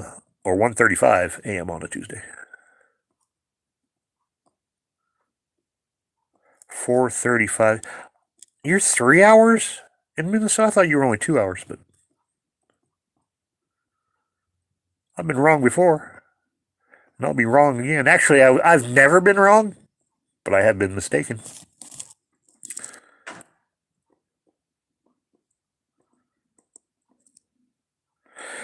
Yes, it is, and I hope one day to get over there and visit, because that's where my family hails from.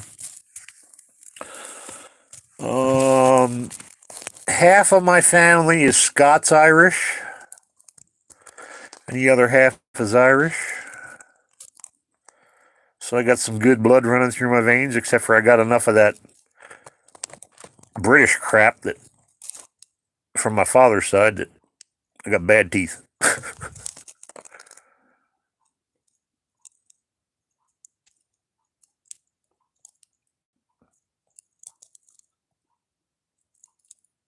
One thing I never understood is St. Patrick's Day and how excited. Well, I know we get more excited over here about St. Patrick's Day than they do over in the Emerald Isle. But Patrick wasn't.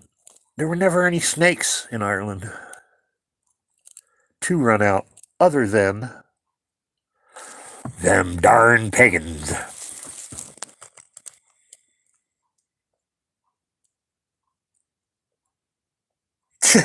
Yeah.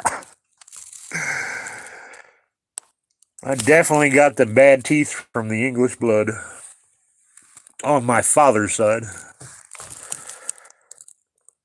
But he was just my sperm donor, so I don't claim him. Let's see.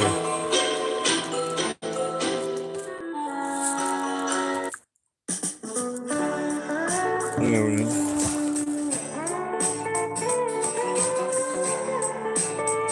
In fact, on my mother's side, my grandmother's maiden name was Ireland, which is a Scotch-Irish name. When England brought the Scots over into Ireland to try and evangelize it, get rid of the Catholics.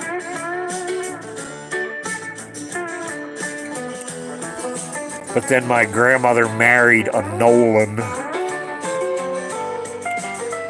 And both families came over here about the turn of the century, the 1800s, late 1800s. Settled in Germantown, Philadelphia.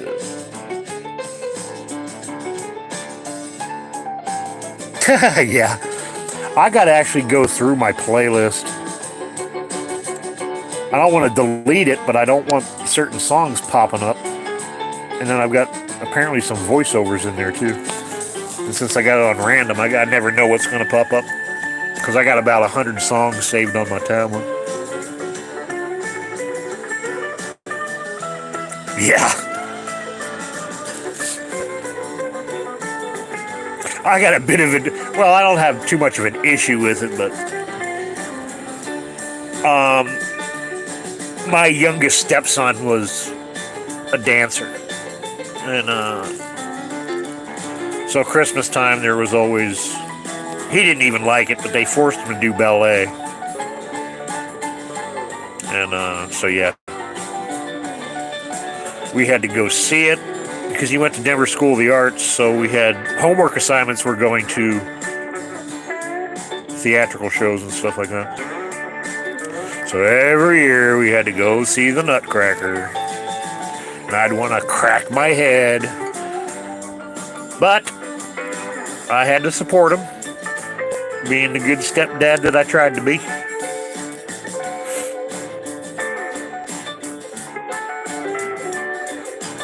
But I think what was worse than going to the Nutcracker every year was actually going to Irish Fesh, because he did a lot of step dancing. And I don't know if you've ever been to an Irish Fesh, especially indoors in the wintertime, when you got about 100 kids clogging, one accordion and one fiddle playing the same ditty over and over again for hour upon hour.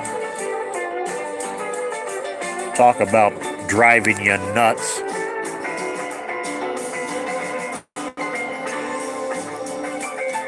Adrian, well, so did I. And growing up back east, we'd put that cardboard out, turn on the Run DMC, and spin, spin, spin.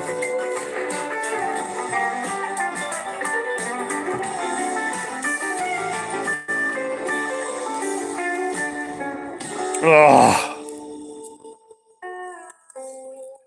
I cannot imagine.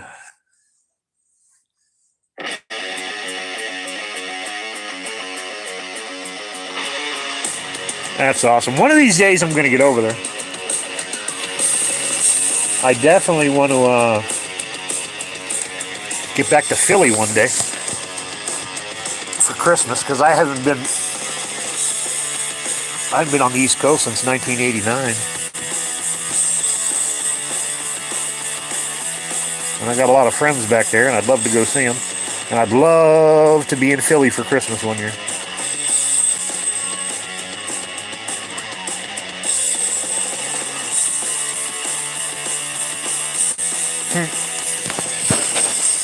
Yeah, when Terry was, he graduated from Denver School of the Arts. He started there in 5th grade and went all the way through graduation. And they had to, well, part of the way they stayed in school was performing twice a year.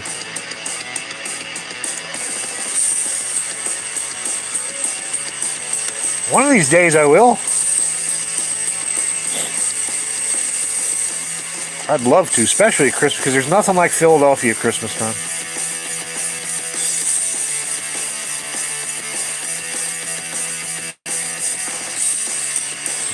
Let me get my, hold on a second.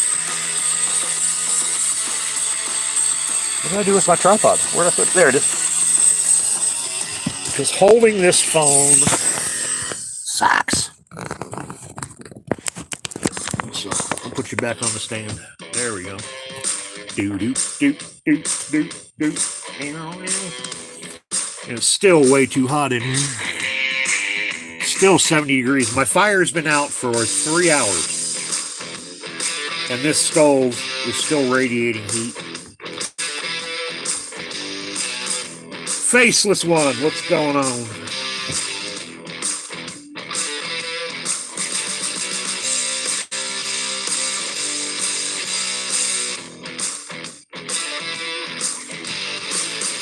Nice.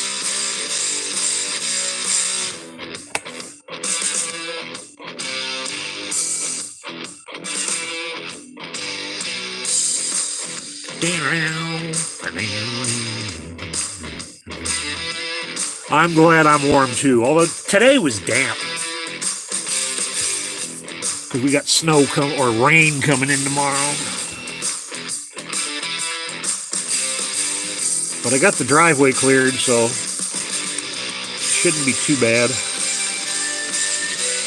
And then hopefully, when the guy from the borough comes by tomorrow, he gives his blessing and says, sure, we'll plow your road. Definitely moist. In fact, humidity is about 54%.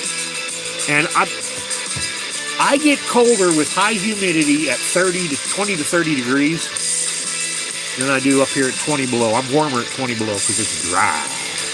You know how they say it's a dry heat? So it doesn't feel, near as bad. Well, same thing with cold. A dry cold is warmer than a wet cold. Especially with old bones.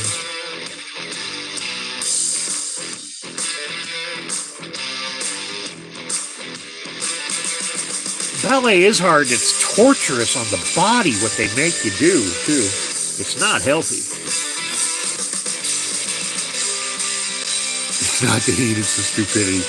Exactly. Oh, now that I got everything put up, I can have a puff on my pipe.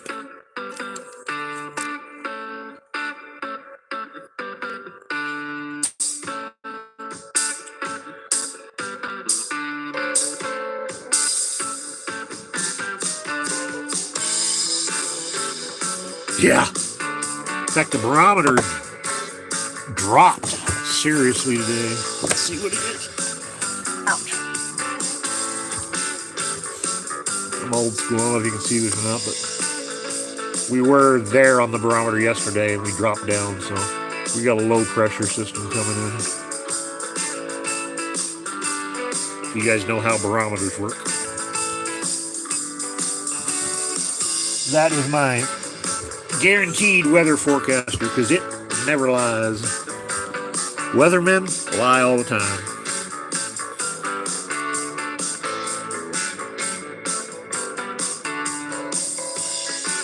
Oh yeah, because there was. So you didn't have to you had to participate in all different forms of dance at Denver School of the Arts, but you could major in a particular dance, and plus you had to do some type of dance outside of school. So he did the Irish Fesh outside of school and did Irish tap dancing, and then in school he did jazz dance was his major, and he minored in percussion.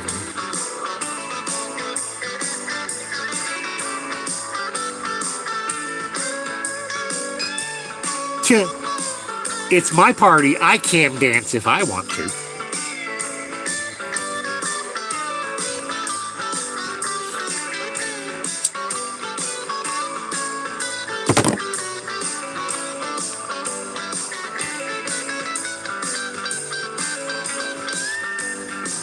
But yeah, I saw some of them kids and what they went through, and they started dancing at 8, 9, 10 years old. By the time they get to high school, their feet were trashed. The ballerinas, anyway, or the ballet majors.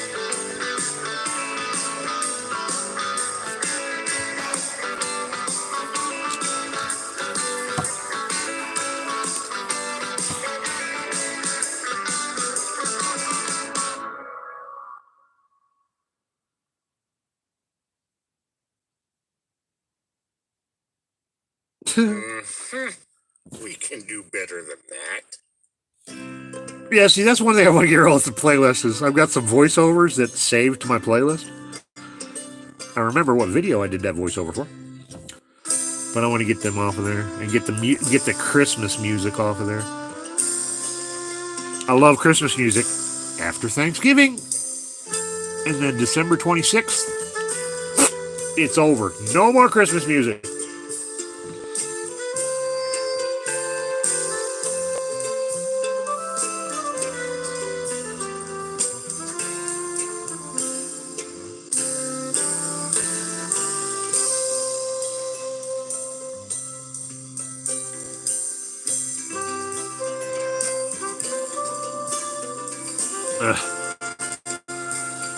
Aren't you glad that's over now, Cricket?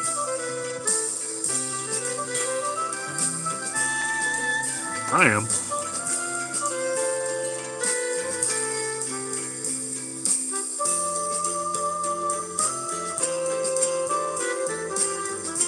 Well, that's because Santa Claus lives there year-round,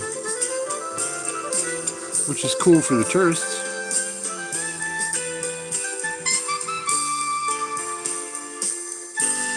But I think it's the only place called North Pole that's below the Arctic Circle, too.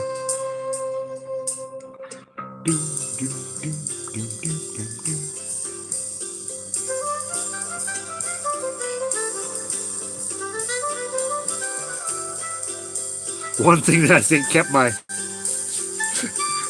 stepson dancing was he was the one of very few boys that were dance majors. And he liked girls. So he got to pick up girls, dance with girls, touch girls all the time. So he loved dancing. I don't blame him.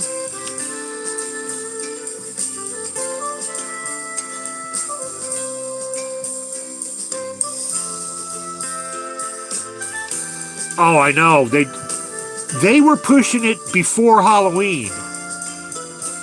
As the Halloween stuff was being sold,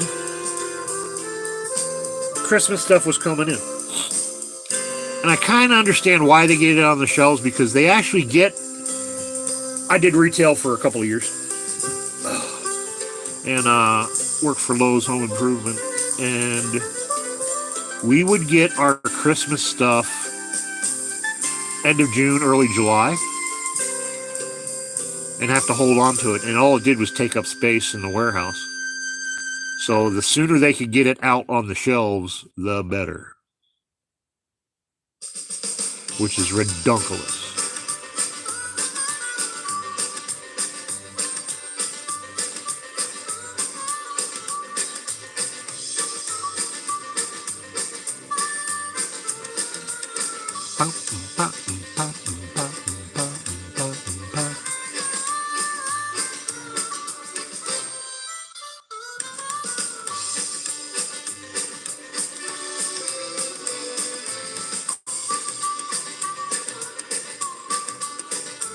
Yeah, definitely.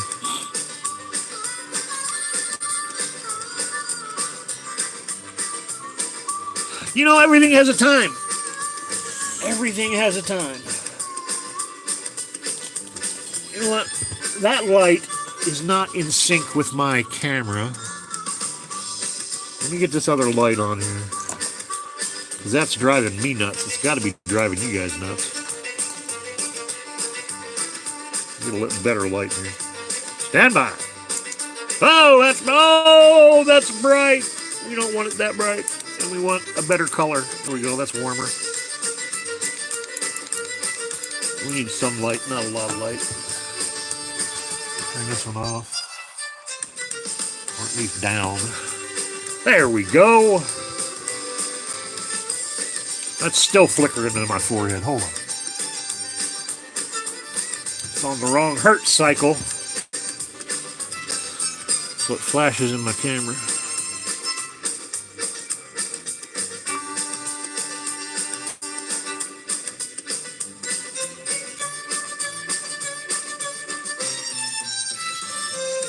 All right, Joe. Thanks for hanging out. Always good to see you. Ow.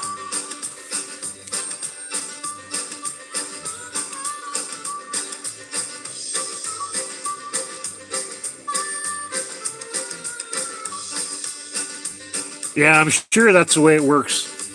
A lot of places too, they get the Christmas stuff in the summer.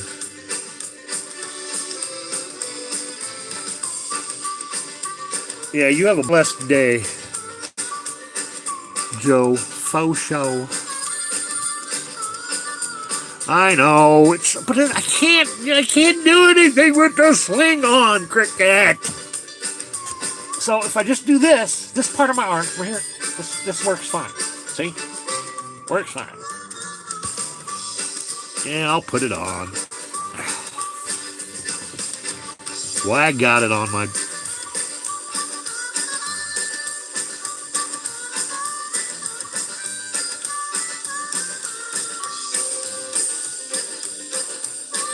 Yeah, well, that's the original story of Jack O'Lantern, which that was his name, Jack O'Lantern. He wandered around with a hollowed out turnip with a light in it. That hollowed out turnip with a light in it turned into a carved turnip eventually.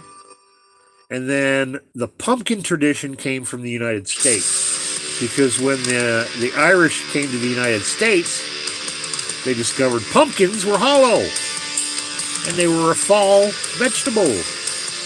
So, made for a better jack-o'-lantern. But yes, the original jack-o'-lanterns were hollowed out turnips.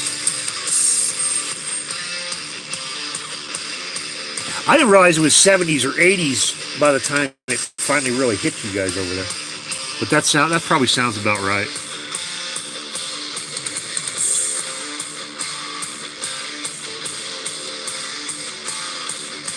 Yeah, I started shoveling the road a little bit, and hopefully I catch him. I don't think he's going to come by and say hi. He's just supposed to come by sometime throughout the day. So I'll pop out there every once in a while. I'll make sure I've got all my braces on.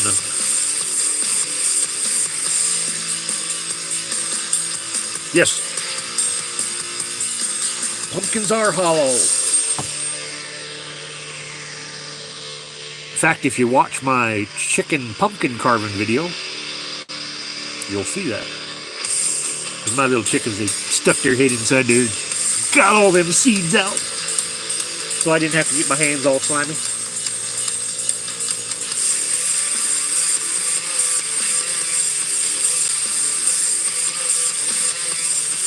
I didn't get no seeds to roast, though, because roasted pumpkin seeds are darn good. But they got to eat them all, which is okay. They did all the work.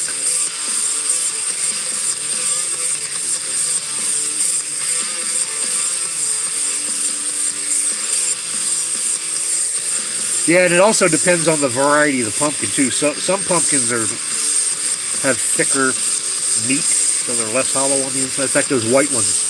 The white ones don't have as much hollow, and that's why they use them for pumpkin chunking, because they're more solid.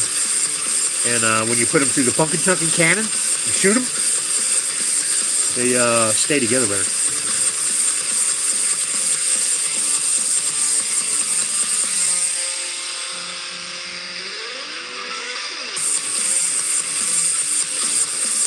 I didn't make anything out of the pumpkin. That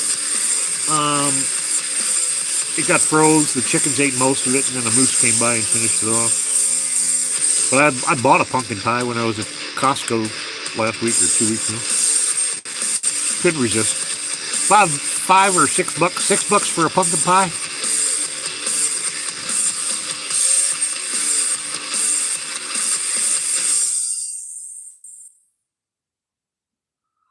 I appreciate it, Cricket. They've got them up here. In fact, there's actually a company I saw advertising roasted pumpkin seeds. But I appreciate it.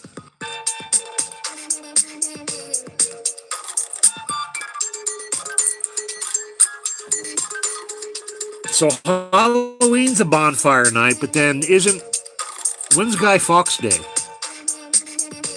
Isn't that another bonfire night?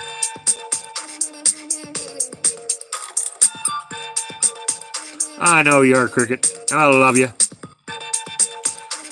Appreciate you.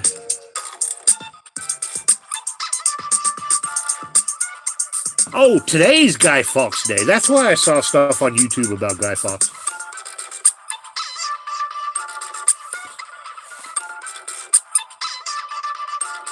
Remember, that's right, the 5th of November. I should know that. But I didn't remember the 5th of November.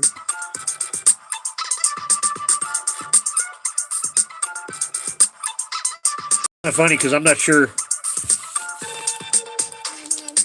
Anonymous, who uses the Guy Fawkes mask, understands who Guy Fawkes is. I think if they did, they may not choose to use that mask.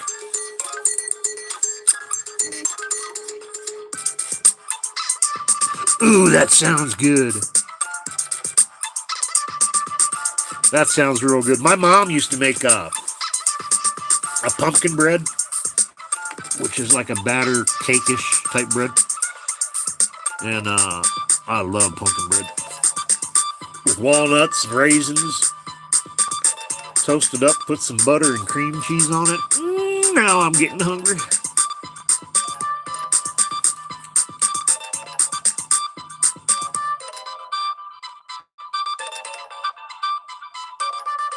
I bet my dog was the same way. It's weird because I trained my labs to be around guns for hunting, and they were fine with that. But for some reason, my one Labrador, all of a sudden one year, started freaking out over fireworks, even though he was trained to be around shots. But they really bother me too, because I was in explosives for quite a few years. One of the jobs I did. So being around a lot of booms actually seriously affect my nerves.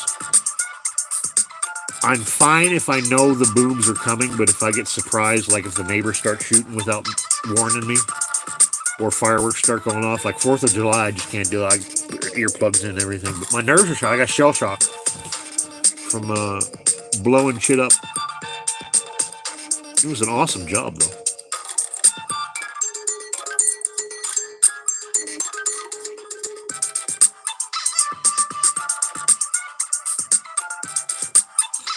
Yeah, but does anybody know, do they still remember why he tried to blow up Parliament? It was a Catholic and Protestant thing.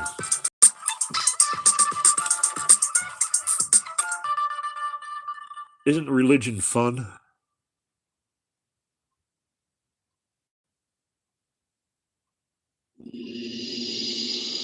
This is the one that scared the crap out of me last night when it came on.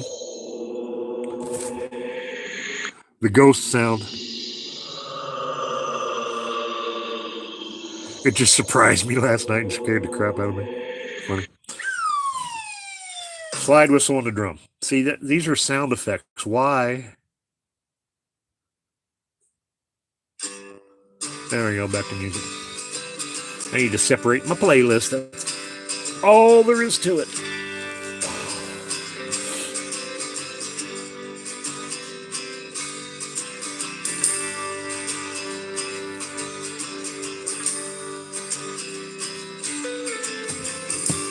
Yeah. Fun, fun, fun.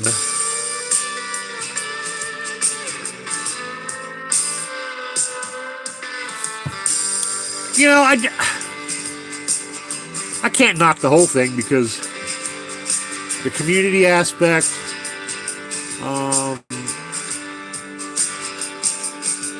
I miss a lot. That sense of community and singing in a group.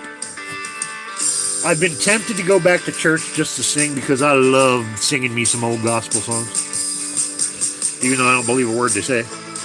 But, I can't get myself up to doing it.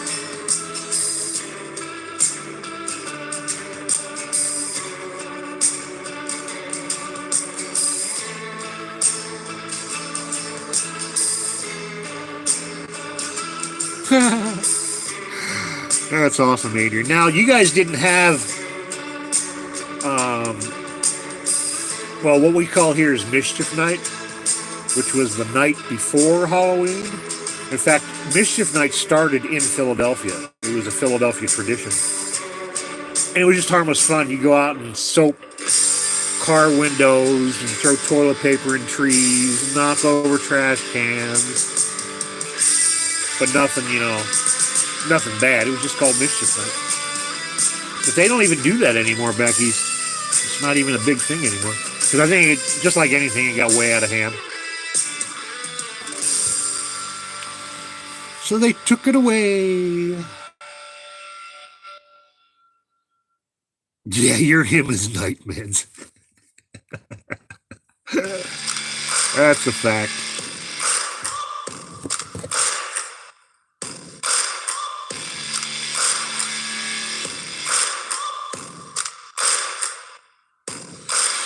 Me too, Joe. I grew up,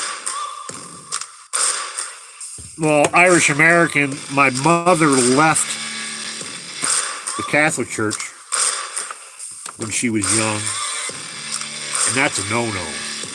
You do not switch from Catholic to Protestant, as you know. So I was raised fundamentalist Christian, moral majority, boring as hell.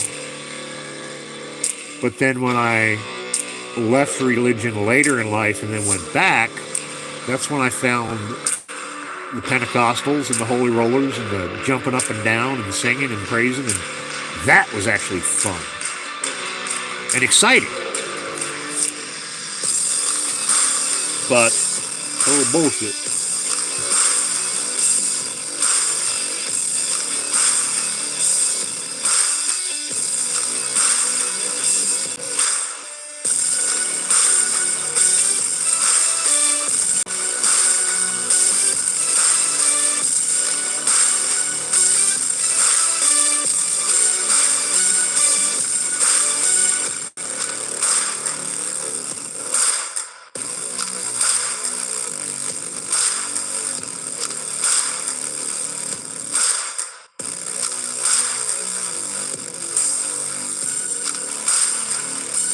Yeah, see, I was like I said, I was raised fundamentalist. In fact, I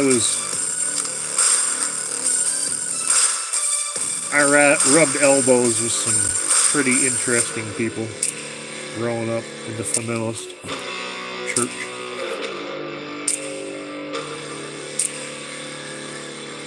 Moral majority movement. Jerry Falwell. My mom was friends with him, and we'd go down to Virginia and hang out at Jerry's church, Liberty University. So. In fact, it's kind of funny. For those of you familiar with the moral majority and what was going on in the 80s, when Jerry Falwell was having a fight with Hustler magazine and all the death threats were going on, he'd come over to my friend's house that we'd go stay with, And he had bodyguards, and his bodyguards would come up and knock on the door and come in and walk through the house, just like frickin' Secret Service. And then if the house was clear, they'd go get him and bring him in and stay outside the whole time he was there.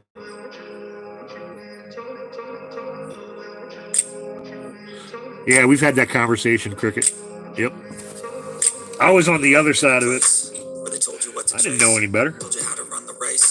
And all that crap with his son. After Falwell died or Jerry died and Junior took over the college, I was like, you are kidding me, because I knew what was going on with Junior when he was in high school and all the fucking crap. Because Dad said it. We'd sit there at dinner and talk. He'd talk about his son and how, but man, he loved that kid and he didn't care. But that kid was always in trouble. And then he grows up and takes over the college and turns out to be, well, to each his own. If that's what you want to do and it's all consenting, I got no problem with that.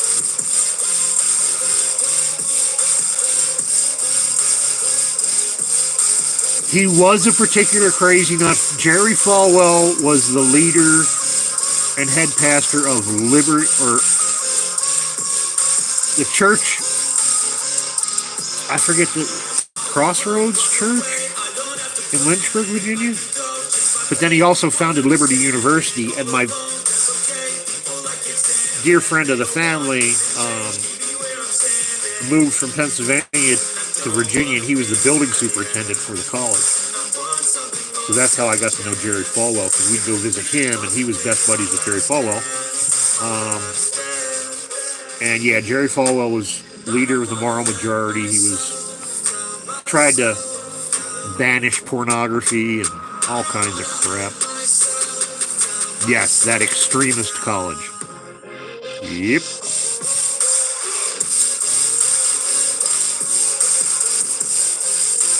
I know the guy that built that extremist college. Well, he's no longer with us now, but interesting man. He was, I did meet some, really decent Christians in my life that were decent people and actually did have loving, caring hearts and meant well. They meant well.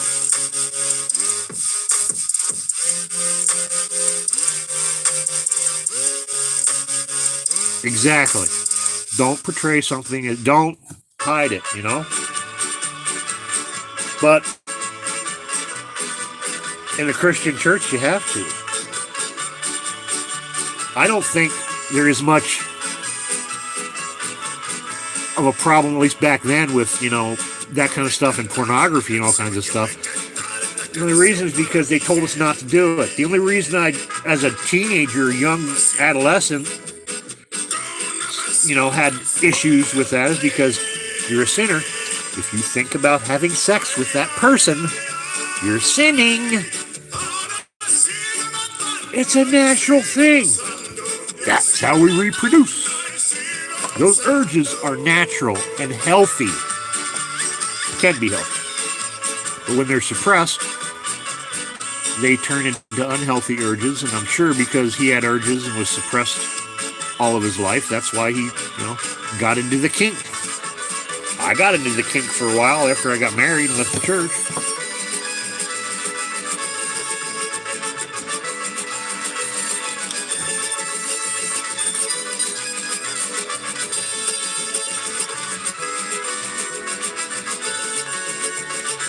Yeah, it's... I sort of talked about this last night with the hypnosis. Religion had a place. Still has a place for a lot of people.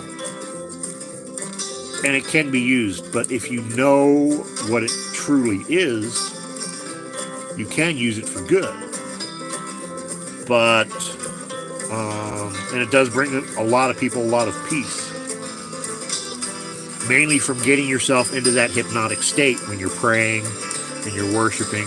That's all that is. When you pray and you praise and worship, you are putting yourself into a hypnotic state, and hypnotic states are the only thing that can actually reprogram your brain. So once you've been reprogrammed into something like that, any kind of a religion, you have to use that same reprogramming to get back out. If that makes sense.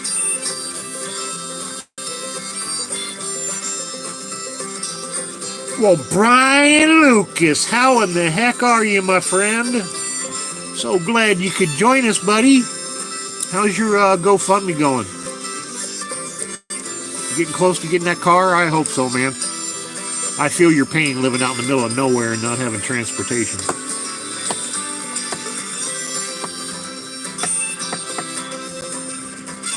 In fact, that's one of my biggest fears is whether my van is going to make it through the winter or not. Not that I drive very much. I only drive about once every 2 weeks to go get supplies in town. That is awesome, Brian. You got a car picked out yet? Or something in mind?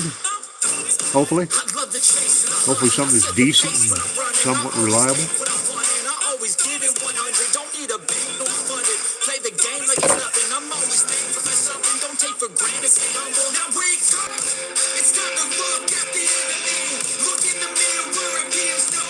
Yeah.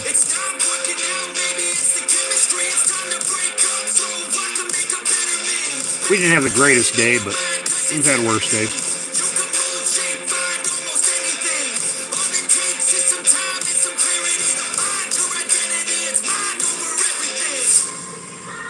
Been looking. Well, hopefully you find something, and hopefully you find something reliable. How far are you going to have to go to school? Is it a super long drive, or?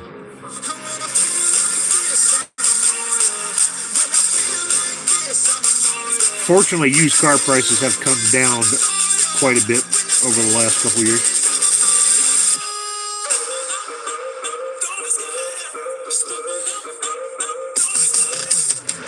Adrian, it should be, unless it's a different, it should be that what's up there from a poet. Unless you got 2 channels.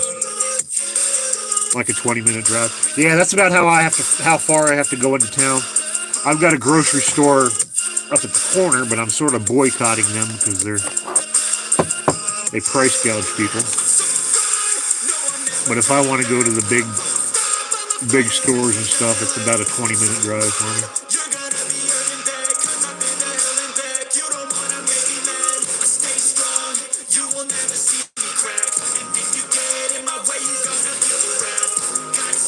Yeah, I heard. At least I'm glad he's in the hospital though and getting that dealt with quicker. That was sort of bothering me because you were explaining what's going on with him, and I'm like, is that what's going on with me?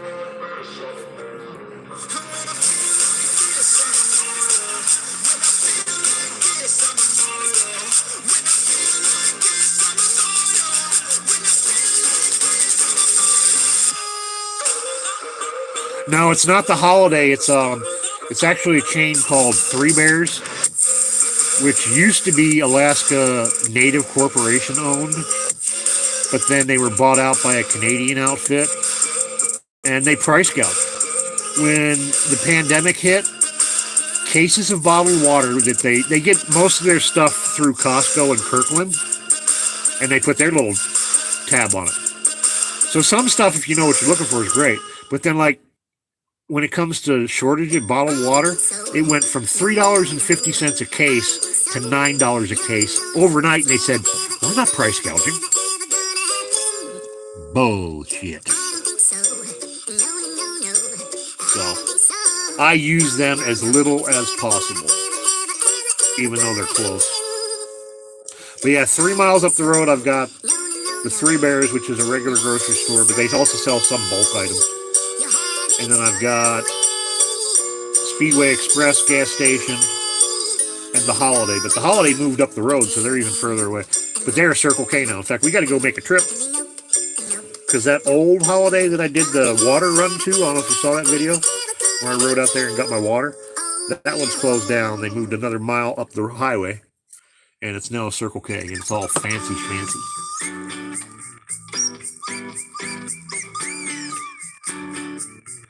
Yeah, and see, that's what ticked me off is there's a lot of people dependent on that store at the corner because they can't get into town. And to do crap like that,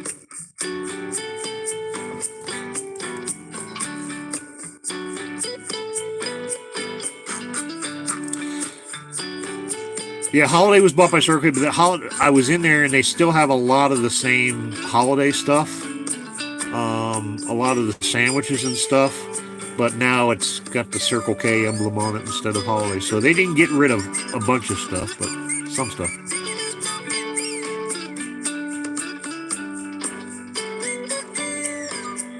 Yeah, and actually, I don't know how long ago they bought it out, but when I used my debit card, it said Circle K for over a year. They were probably just waiting for the transition. And now they're converting all the other holidays over to Circle K. This one they built a new one. When they expanded the highway, they moved up the road because it sort of blocked them off.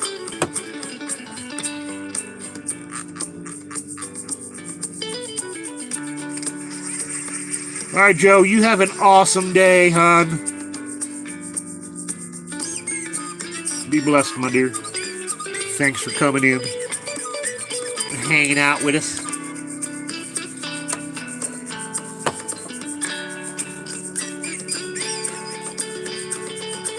Yeah. Lori.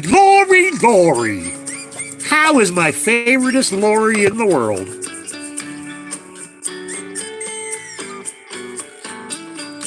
Anytime, Joe. Glad I could help.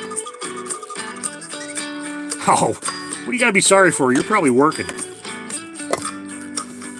You got no reason to be sorry.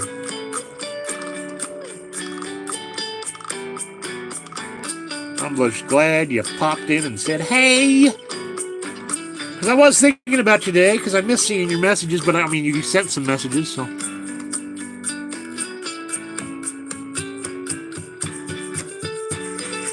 Oh, Lori, did you see the forecast coming up over the next 2 weeks for the Northern Lights? They're going to be big.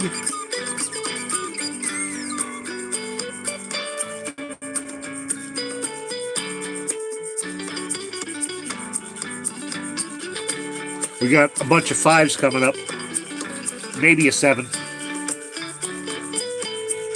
On the P.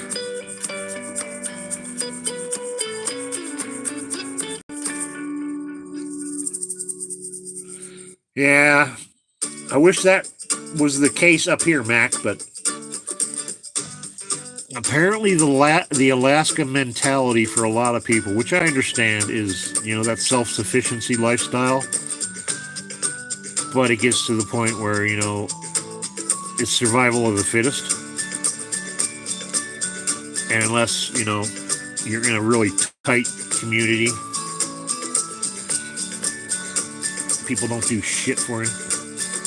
They don't do shit for anybody but themselves. Which is the only drawback, because I love this state. I hate most of the people. They don't like me either. I don't know why.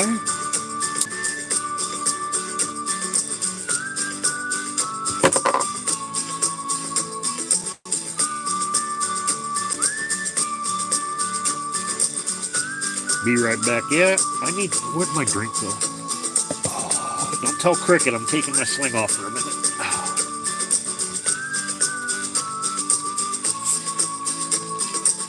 Yeah, that's what. The problem is I can say to hell with them, but then I'm going to frickin' sit here and suffer alone.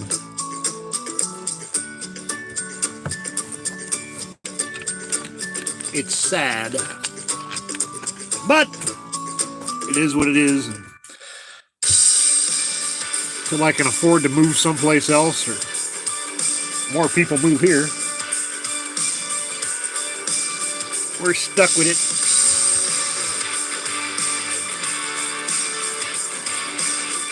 See, my problem too, especially, is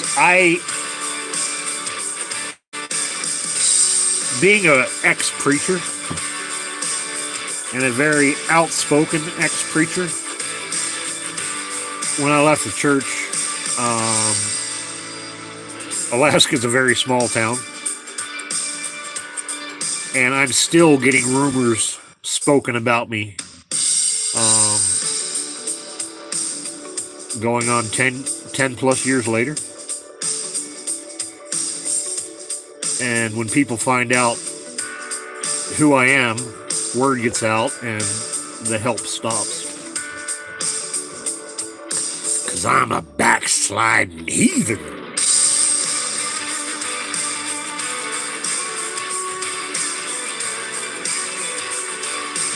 It is a very odd thing.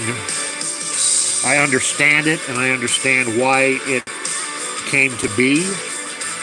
I also understand how it can be good, but unfortunately, most don't.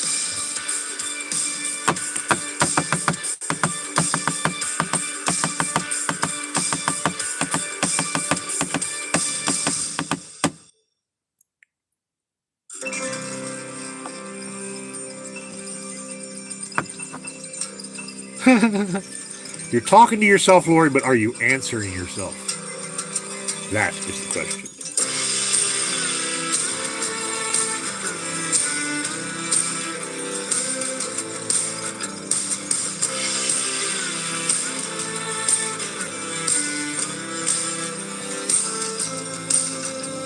It's fire season again, and the ash in the air is my eyes stinging, and I can hear the winter slowly awakening. That sucks, Adrian. The mountains are my only goal, so I can shed my skin and be made whole. In the crisp air and the red clay will be my salvation. Well, your absence sets in the early frost and the things that That used to be, when I was preaching, that was one of my biggest things, was I'd tell that story about the Good Samaritan. And people would try and relate to the Samaritan. I said, no, you're not the Samaritan. You're the beggar. They didn't like hearing that. I guess you got swept in their migration, and now every nest I come across It could be. is abandoned. Lori? Pacing every inch of this room, Anytime, Cricket. looking for one In spot fact, what with time is it? memories of you, but I was going to sign on. like Alice, if I'll just keep walking. 2:30 almost. I probably should. We'll give it a few more minutes here. Hopefully everything goes good with the stepdad today. Make sure when you talk to him, you give him my best wishes. Yeah, Seashell, I'm here. I left for a minute because my phone died, but then I made it back. And people started talking again, so here we are.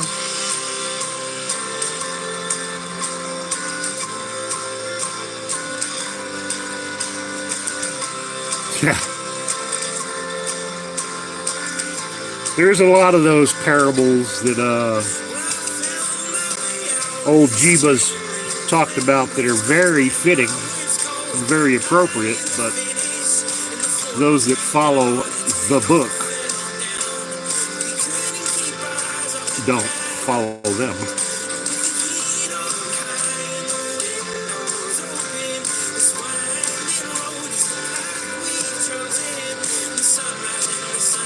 Awesome. Yeah, tell him I'm thinking about him. And hopefully I get to meet the peas one day.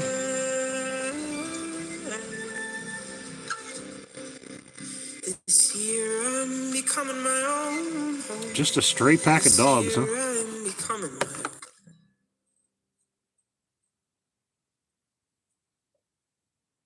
own. Speaking of dogs, I haven't heard the coyotes in a while, which ain't a bad thing. But it's been a couple weeks since I heard. I ran them off 2 weeks ago. They were actually outside eating something behind the cabin, making all kinds of racket and noise, and I went out there and lit off a couple of rounds, and they skedaddled. I haven't heard them since. Maybe I shot him. I don't know. I didn't even go check. Middle of the night, snowing.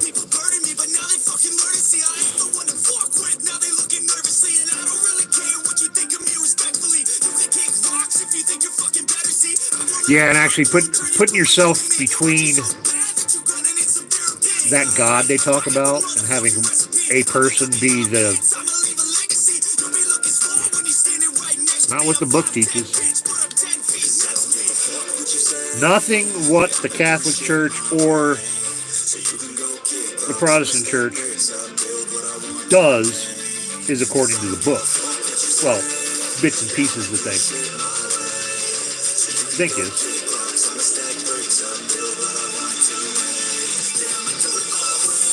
Aw, thanks, Cricket. I appreciate it. I was kind of looking forward to that jelly with the canned apples, but that's okay. Maybe next year. Isn't she though, Lori? These awesome people.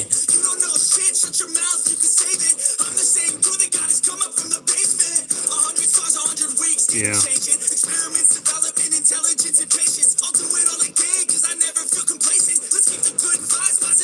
Well, see, that's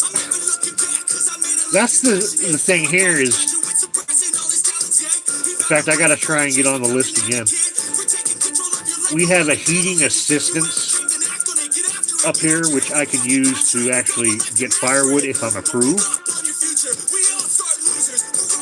The caveat is I have to prove that I burn firewood. Unless I buy firewood from a reputable, approved dealer, I got no proof that I burn wood according to the state. It gets even better. I called that one approved firewood vendor that covers this entire area. Besides them being 3 months behind in getting firewood to me if I got on the waiting list, their price for firewood was 3 times higher than it should be. And it just so happens that the exact amount that the state gives you to buy firewood covers 2 cords of firewood. And 90% of the people that need that heating assistance burn a hell of a lot more than 2 cords of firewood.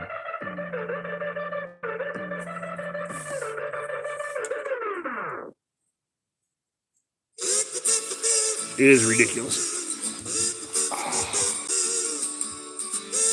And it's the same thing with me trying to get on Social Security disability. The social worker told me that you're going to apply and they're automatically going to reject you. It doesn't matter. You could be half dead. They're automatically going to reject you. Which they did. And going through all that crap, I went to doctors for over a year to get enough proof that I needed to be on disability. And I turned it all in, and they rejected me. And it's just like, why fucking bother?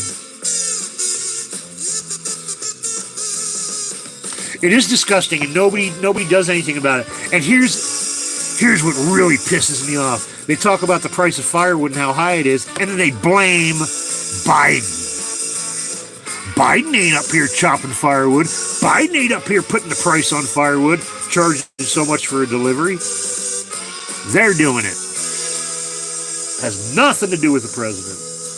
But that's who they blame.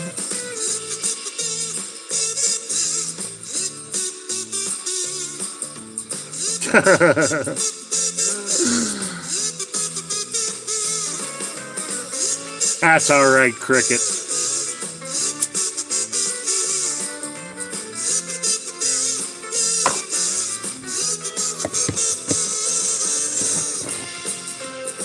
Yeah. And it's the same thing with housing. People complaining about rent prices and how Biden's jacked up the cost of everything. Biden doesn't own the house that you're putting up for rent for 3 times of what it used to be. You are. You capitalistic red hat. Sorry, I ain't gonna get into it. I ain't gonna get into it.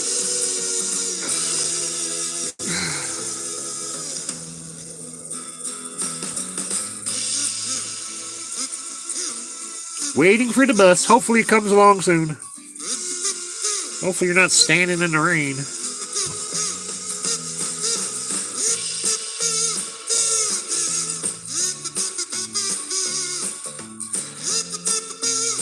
Yeah, it definitely is, Adrian. It's to stand up for a cause and get enough people together. I understand it.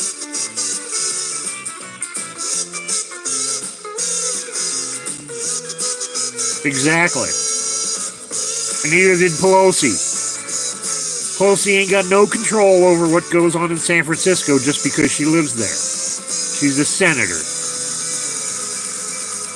Not the mayor. Not on the council.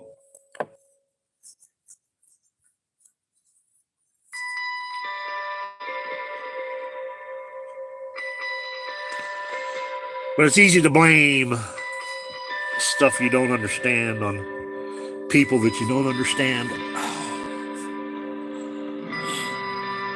Faux show.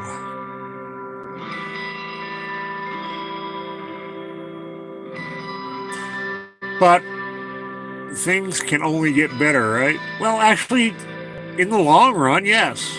If you look at our history, even over the last 100 years, we're a lot better off than we used to be. So the whole making things great again is total bullshit.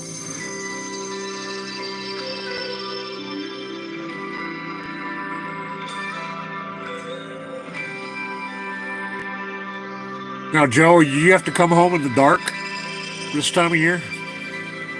I remember that, leaving, especially up here, leaving in the dark and coming home in the dark, you felt like you missed the entire day.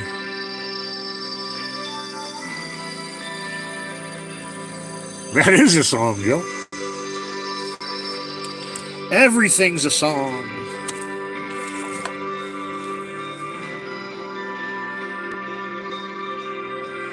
Yeah, same here. We're on, we're coming up to solstice. Let's see, I can look at my little clock here.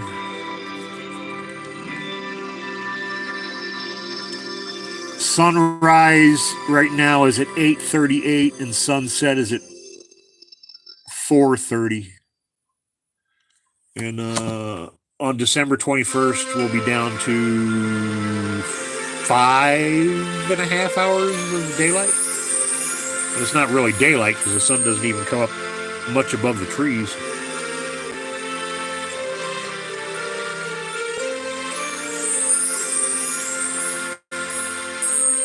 That's cool, Lori. I've done that before. I've been on fire watch duty.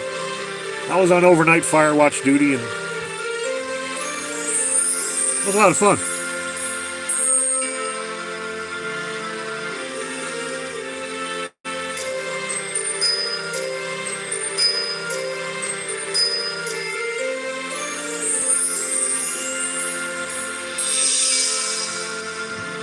In fact, I was on fire watch duty when I lived in Colorado in Central City when they started building all those casinos.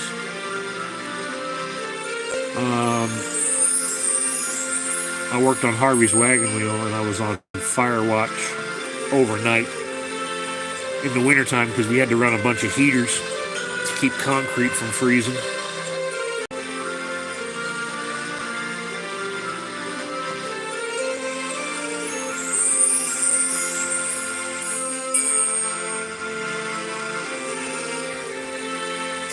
Oh, I didn't even write, yeah.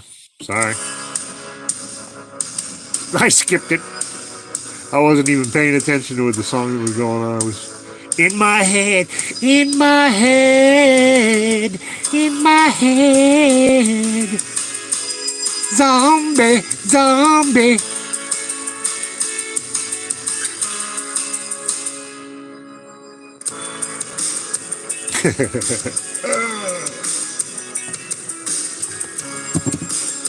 I'll fix that. I'll fix the playlist so hopefully those don't pop up. as often. I mean, they got a place because I gotta use them when I do my, the Christmas parade and stuff like that. You gotta have Christmas music. Well, you don't, but it makes for a better video.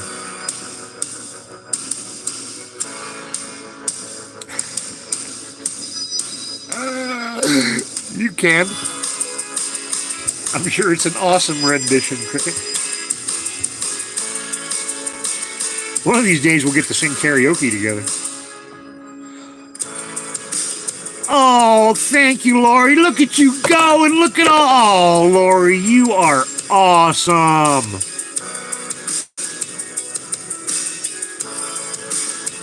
Mama Squirrel got one. Tiff got one.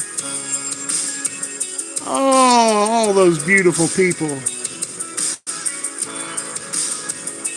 That is awesome. Thank you, thank you, thank you, my dear. That helps so much. Let's see. I gotta put my glasses on. I gotta see who all got memberships. Curmudgeon got one. My bet. Amanda in Alaska got one. Kate got one. Panda Kelly got one. C-Mac K-Mac got one. Awesome. Tiff. That is so cool. Oh, Adrian, sorry. It's a random draw. And what's funny is a lot of these people that are on here, they haven't even been in here tonight.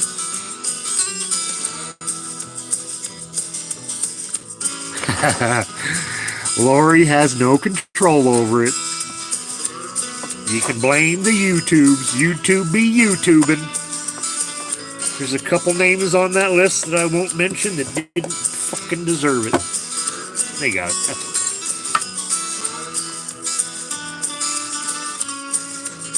it. It is. Sorry you didn't get one, Seashell. Yeah, a lot of them are from your chat. But see, that's the thing is, I think a lot of times what they'll do is YouTube will give people that don't come into my chat regularly a membership to encourage them to come in. Because I've gotten memberships from channels that I never watch.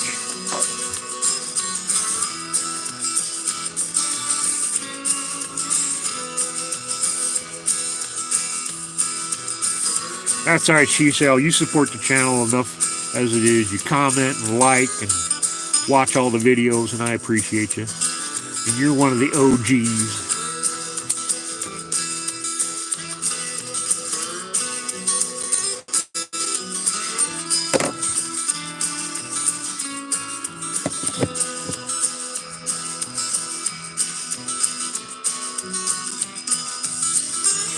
I know, Cricket. Don't tell. I know, but I know. I know.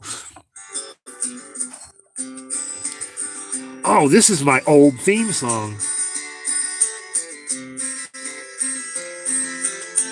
This is a guy that was staying here for a while. And he played the guitar. It's going. Ready?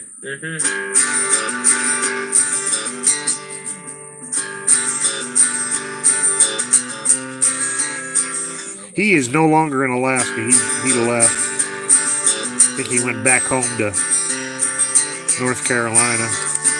Not everybody can hang up here. You're welcome, Seashell. You are, Seashell. You've been around since almost the beginning.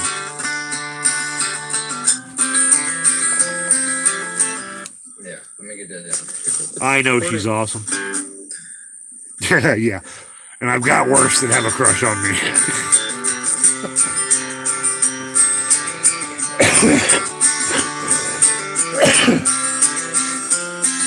Is it the pointy hat? Are you sure?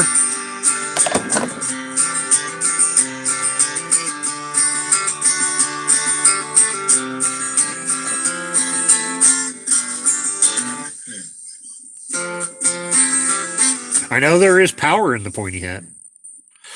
Power in the pointy hat. Power in the pointy hat. That doesn't work with that song. I was trying to get it to be with power in the blood. I'll figure it out.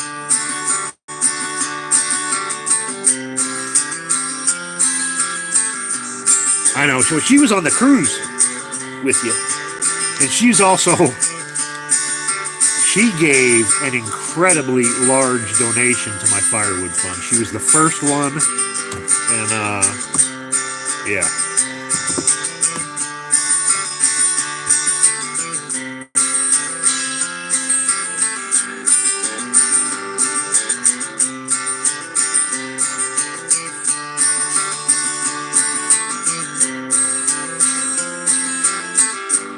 Yeah, it's crazy what's goes on in the YouTube universe. For sure.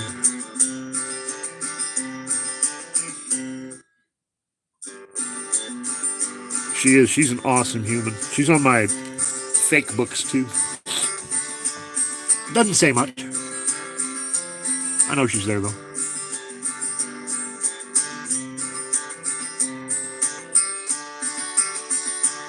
And when we get that Alaska cruise going, Cricket, which we probably need to start talking about again,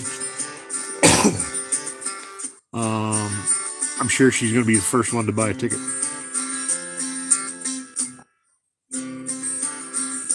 Because I know every time you mention the Alaska cruise, she gets all excited. I don't know if it's for the cruise or just to come see me.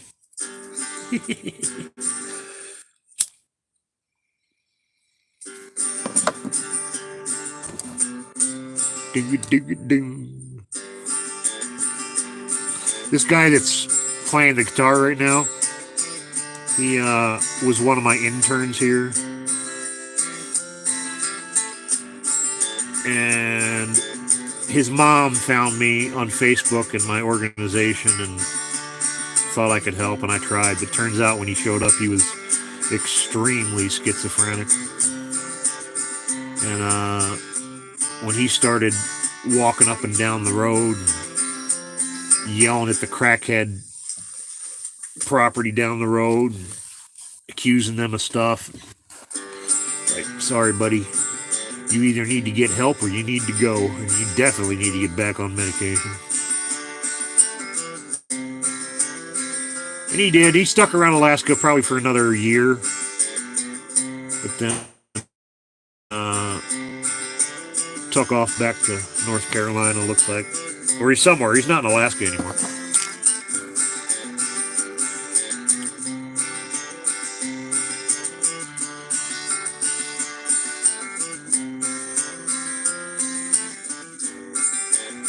Yeah.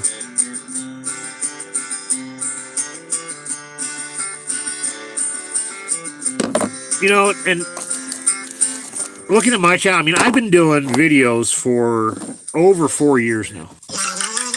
And if I count all the hours I've put in, even if I hit it big, I never make up for what I've got into this.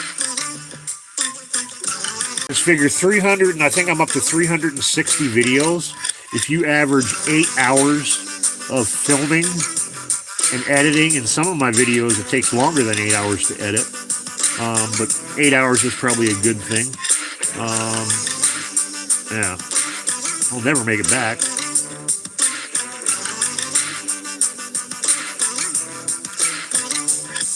You know, what's weird is the biggest way you can help a channel is sharing. And nobody mentions that. Everybody's like, oh, make a comment, hit the like button, make a comment, hit the like button, subscribe. No, share. If you hit that share button, that tickles the algorithm more than anything. Because if you're sharing a video, that means you really want other people to see it. Hitting the like button, yeah, it helps. Subscribing really doesn't do jack shit. But sharing. But see, the more you share and the more channels get big, by doing stuff like that, the more YouTube has to pay out. And they don't want to pay out. They're like an insurance company. They want to collect. They don't want to pay back out. when you hit the share button, it will give you a selection of what you want to do. You can share it to your social medias like Facebook or Twitter. You can also share it in a text message. You can share it in Messenger to people. You can share it to a text message to yourself. In fact, that's one of the ways I get a share in there is I'll share it to myself to my phone. YouTube doesn't care. You hit the share.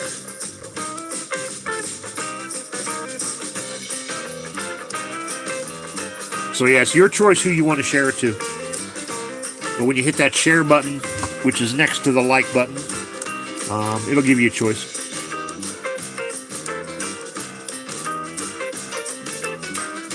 And if people don't want to share it publicly, I'd say just at least share it to yourself. Because it's that click on that share that matters. Anytime, Lori.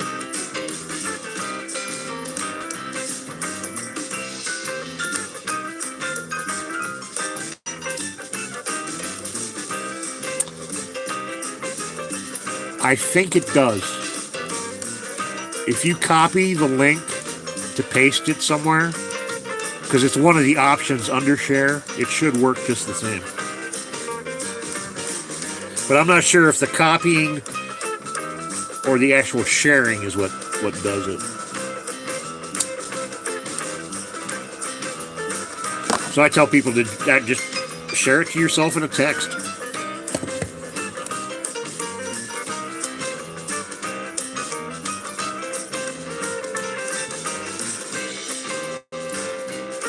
There you go, Brian.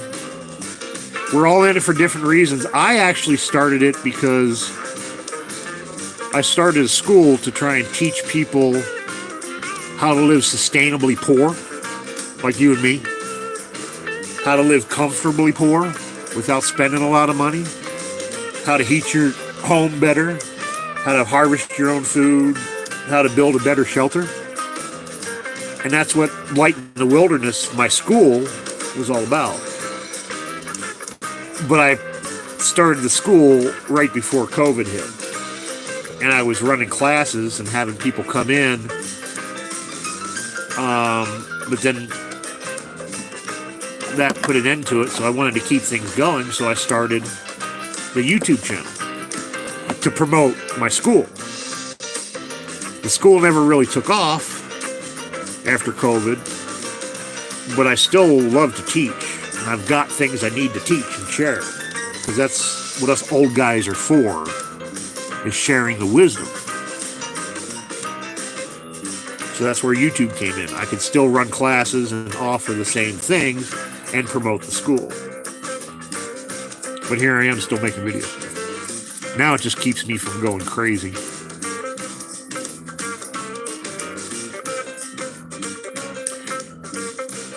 That's a good channel, Seashell. That is definitely a good channel. Thank you, Lori. I try. I've never been formally trained, but I wasn't a scout leader, but when I was in the church in Mary, I was an Awanas leader, and I worked for a school, and I love teaching, especially kids, because there's something about teaching a kid something new and watching that twinkle in their eye, like, oh, I get it. It just, I get goosebumps now.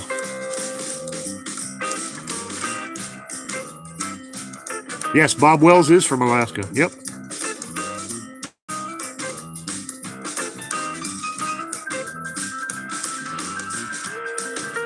There's not a lot of Alaska channels that I recommend, because mainly, like I was sort of saying last night, it's most of the Alaska channels that I know of are wannabe reality TV. And all they're doing is spending massive amounts of money just to prove something, and it's getting them popularized. And they think it's cool. I got a problem when you got to spend $500 just to get to town to buy your groceries and ship them back. That's not sustainable. That's not, how you survive up here, or used to anyway. And it drives me nuts. Watching people spend thousands of dollars just to live and buy groceries. Learn to frickin' fish. All right, we'll hang out for 10 more minutes. Shit, we've been on for 3 hours.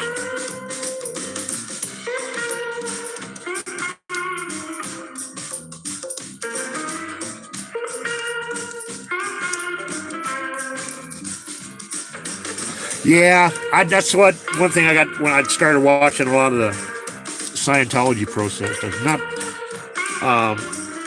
that I wasn't interested in ending Scientology to begin with, but watching those streams kept my mind focused on other things. Because especially living alone, your mind has a tendency to wander to places that you wouldn't believe.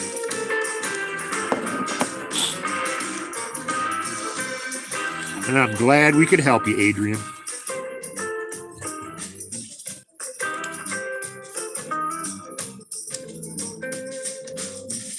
Yeah, and they make, to me, it sort of pisses me off because they make Alaska look absolutely unobtainable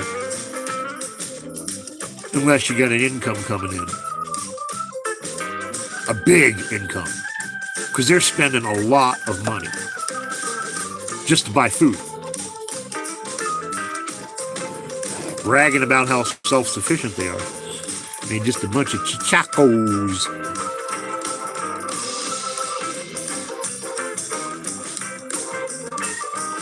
It does go by fast, Seashow. I made some good progress on my hats, having you guys hang around, which is cool. Hopefully we'll get more orders coming in. I know everybody can't afford it, but there's a lot of people that can, so. And I have a serious problem begging for help. Like that firewood fundraiser, it's a blessing and I'm eternally grateful, but it messed with my head more than I expected, being dependent.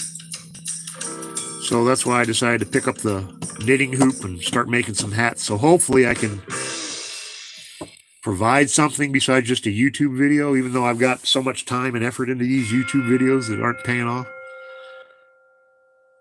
At least I can give somebody something.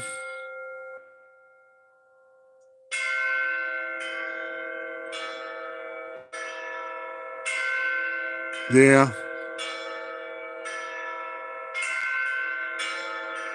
It is hard, especially being, well, I'm an old Philly boy, but I'm Alaskan now. I've been here long enough that I'm almost a sourdough.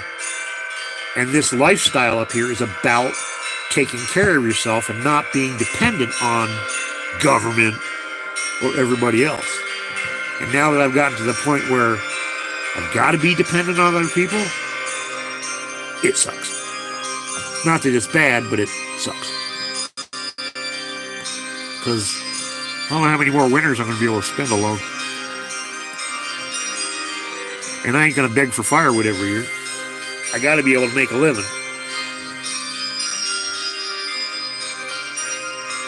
Oh, that's all right, Cricket. I understand. I've got Crystal in a bag outside. And I'm thinking about doing an autopsy just to see why she passed. I don't know if I could eat her, though. I've eaten my chickens before, but they weren't special chickens. I've always had my special egg-laying chickens, and then I've had my chickens for food. But they generally, get slaughtered before they get too big and old and get names.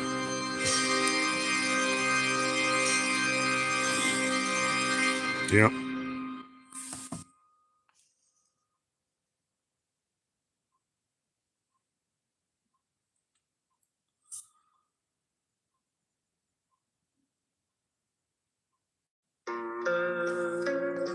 Yeah, isn't that funny, Adrian, how that works? Most of my family, since I grew up a bastard, didn't want much to do with me anyway. But then when I was big into religion, especially the fundamentalist side, it turned them away a lot. So I lost most of my family being religious, or in the Christian cult anyway. And then when I came out of the cult, all of my lifelong friends from being in the church told me to flip off and left me for dead. So I got a double whammy.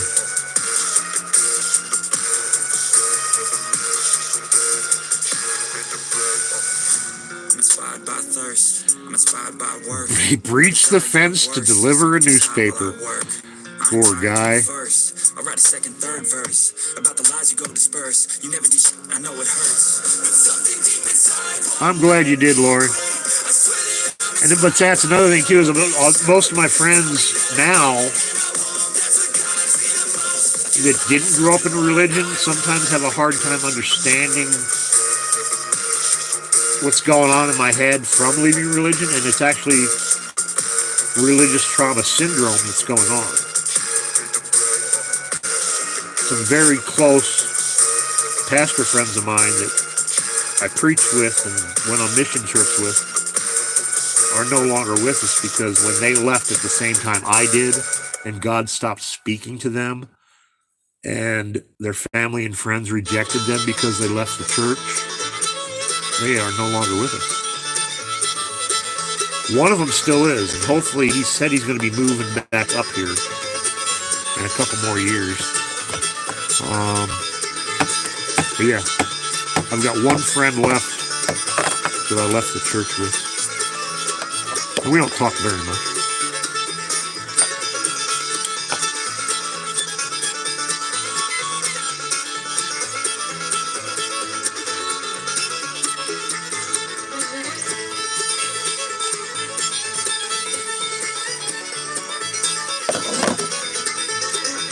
Yeah, it was an interesting dynamic.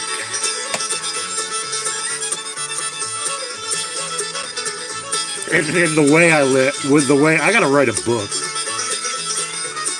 Because the way I left was interesting too, because I preached my last sermon on Passover, well, the day before Passover weekend, proving the Messiah wasn't who they said he was according to the book. And that actually came to light from me studying the book 3 days before I had to deliver this message.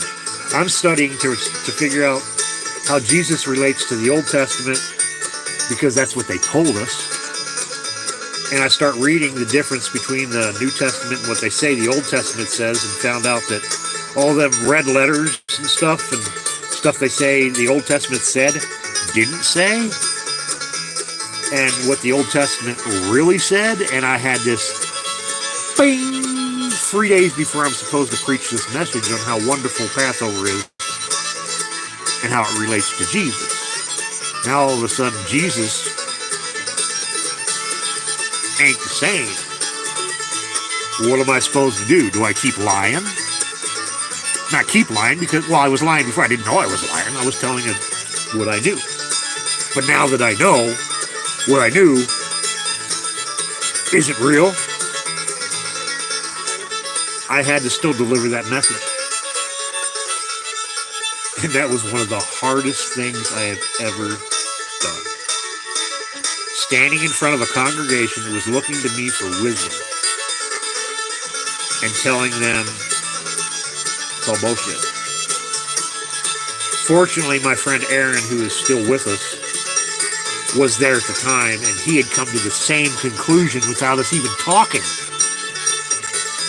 He knew, and I saw when he walked into the service that night, I saw the look on his eye, and he saw the look in my eye, and we both knew at the same time. And I said, dude, what do I do? And he's like, I don't know.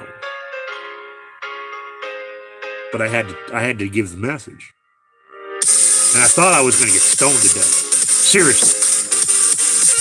By the people that was there, because there was a lot of Hebrew Roots movement people there. And they're very radical. Very radical in what they believe. And if they could legally have stoned me to death, they would have. Given the opportunity, they still may, with the political climate that we're in. But it is what it is. And I did what I had to do. Turns out they stoned me over social media and banished me from everything. After Shabbat, after the Sabbath, after Passover, because you can't, use your technology. So that 3 days, I was just waiting for the shoe to drop. Here we go. That's okay, Lori. It's something that had to be done, and I appreciate that. And here I'm rambling. What are you guys saying?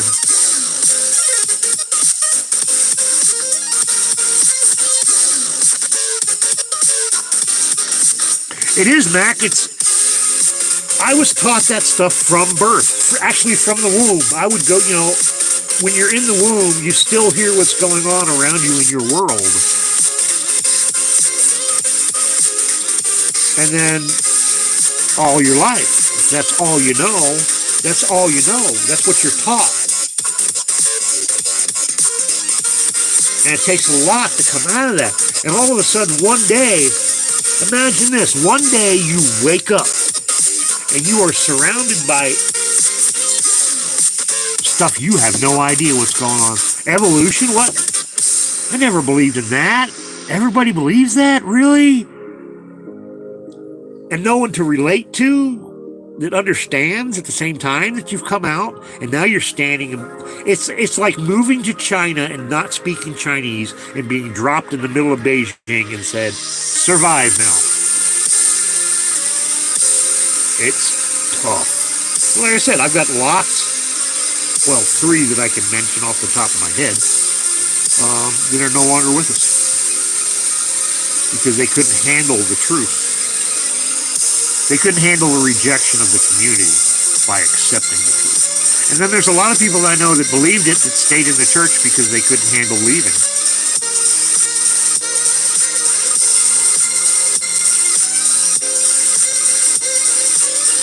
Oh my goodness, Adrian, yeah, I get that. I understand that completely. The Bible is religion's worst enemy if you read it. It's a magical book. By the magical, I mean they can make it say anything they want by picking and choosing what they want. But there's a reason Jews don't believe in Jesus, put it that way. And if you read the Torah, you find out why Jews don't believe in Jesus and why Jesus is total bullshit.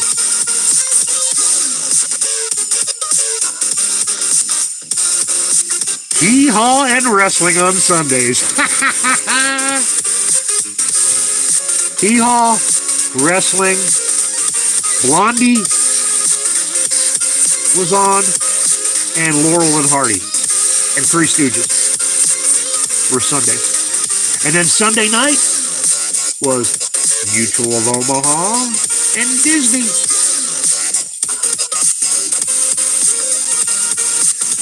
Awesome. Glad Mom got woken up.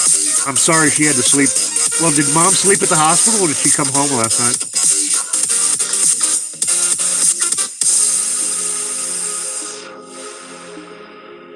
Exactly.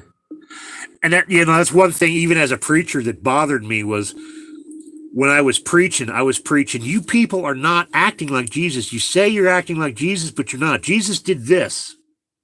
Jesus said this, the Beatitudes. You're not doing what you're not a follower. If you are a follower of Jesus, you will emanate him. Try and be like him. They can't. And as big as the church is into donations and money, 80% of what Jesus taught about was money. And it wasn't how to make money, it was how to get rid of it so you could go to heaven. And now religion is a multi-billion-dollar industry between music, books, lectures, workshops, Not even including the general regular tithe. We're talking billions of dollars in business, selling things tax-free, and it pisses me off.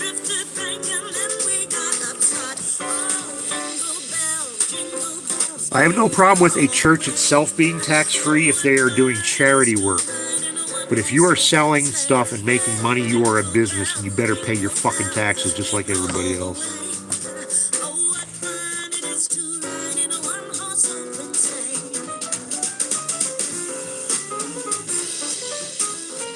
Oh.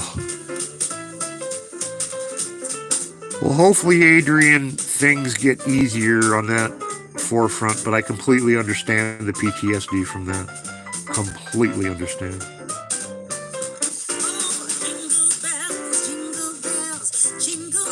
If I was still a Christian, I'd say, Jesus can fix that.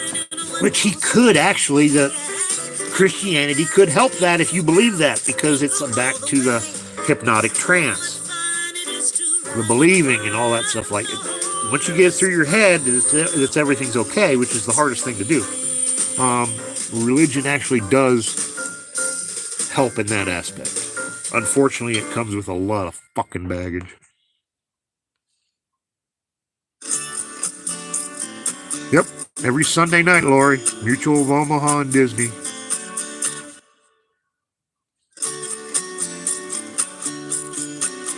Thank you, Cricket. I know, it's still hard for me to believe. Because the last 10 years have been freaking tough. And especially, that's another thing why Alaskans don't like me. Because that's so ingrained in them, the religion. They tie that in with everything. And I can't relate with that. So if you're a prepper, you're generally religious. And that ain't me. While I prepare for everyday general life living, I don't consider myself a prepper anymore, even though I was prepping before prepping wasn't cool. And there is more than one Alaska channel that I've turned on that had an activity going on and actually said flat out, if you are not a Christian, you are not welcome to this activity. What the fuck?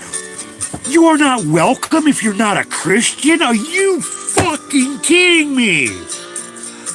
Jesus hung out with the prostitutes. Jesus didn't say, you don't believe in me, don't hang out with me. Totally fucking opposite.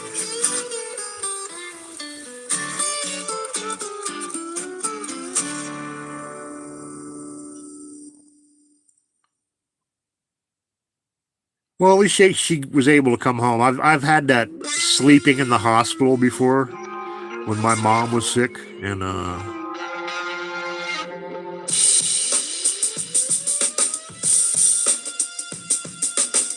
it ain't fun, even though they give you a little bit of a bed.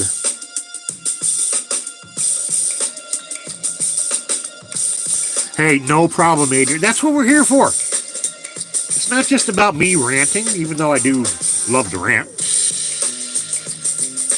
Everybody's got their story, and we're here to help everybody and support everybody.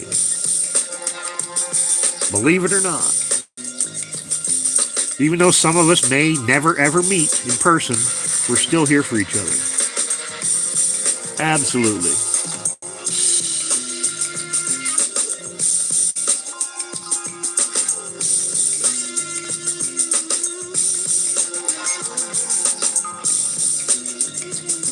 You're not going to nap after she bathes and leaves for town. You're going to go to bed. Cricket, don't lie. I don't blame you. I'm going to go to bed too. I'm probably only going to sleep for about 3 or 4 hours though, and then I'll be up.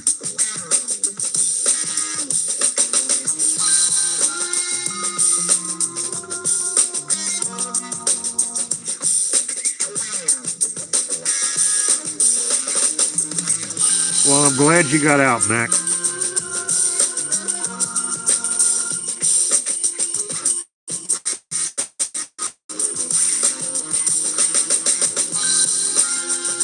Yeah, survivalism is good, but for me, the Alaska way of life is preparing for winter.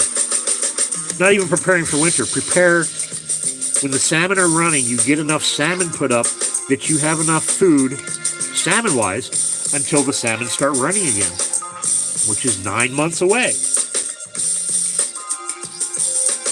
I gather mushrooms, not to get me through the winter, to get me through the winter and the spring until the mushrooms start coming up in the summer. I try not to say, put stuff up for winter, because yes, I am putting stuff up for winter, but most people throughout our history didn't die over winter. They died because they ran out of food before they could start growing more food or harvesting more food in the springtime. So more people died from starvation in our history after winter, in the spring, before summer, believe it or not.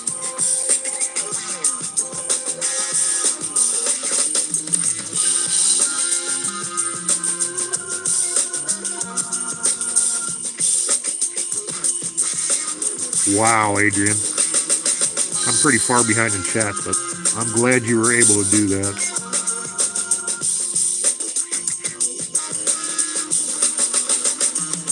Yeah, that's best not to comment, because I was the same way. Because it's about sharing. It's about enlightening people, because now you know. So you got to share it. And I lost a lot of people. Like I said, I lost most of my family via religion, and then I lost everybody else when I left religion. Bang, bang. Double hitter.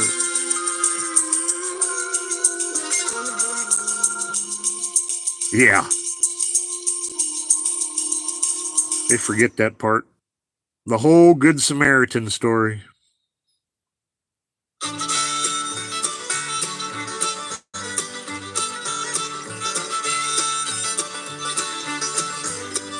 Find your people. Remember that song I posted, Shell? In fact, I'm going to post it again. Find Your People. That is an amazing song. And that makes me cry every time I listen to it. I wish I could use that as my theme song, but it's got copyrights. Oh, that's right. You got to go vote. I already voted. So I ain't got to worry about that.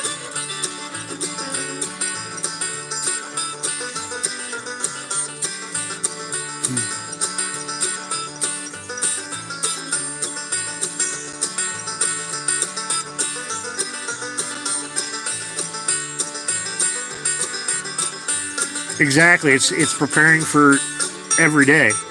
In fact, even because I started being a prepper back in the 90s, before it started getting popular. Because we were preparing to take over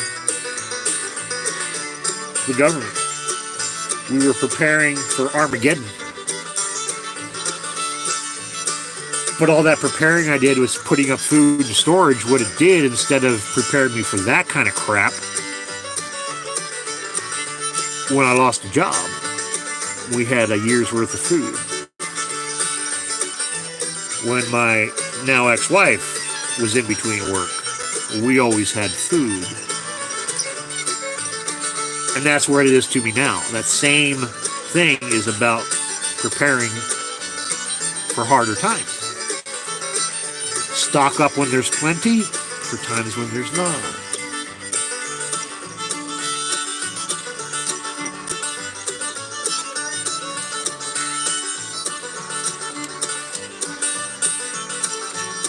I kind of would be shocked if he won.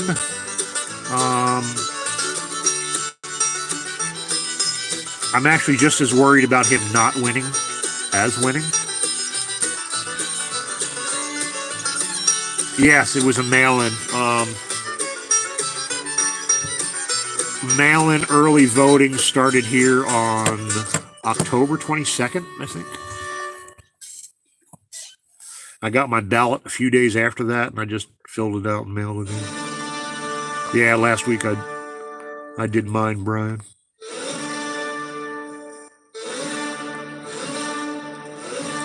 Well, Adrian, normally it probably could be the day after or so, but because of all the crap that's going on and the rule changes about when they count the votes and everything and when votes come in, it's all jacked up.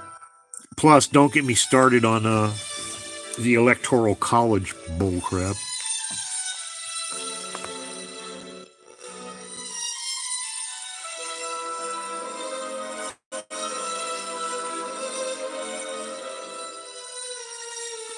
Yeah, see, my mom left the Catholic Church when she was a teenager, and being Irish and converting to Protestant from Catholic, that's a no-no.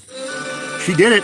More power to her. And honestly, she did not know any better.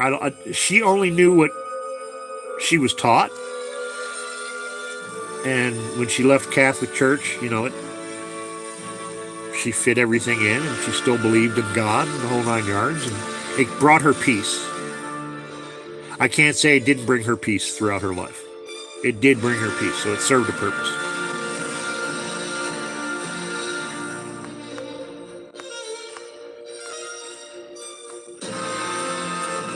Yeah, See, we grew up, we didn't have a fear of a gunman coming in and taking us out of the school. The Russians were coming. And, that's what started me thinking as growing up as a kid, that kind of crap. And then, Red Dawn.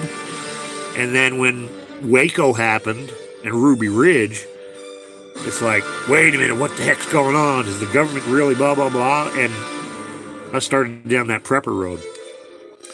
And I was heavily involved into the militia movement in the mid-90s, late 90s.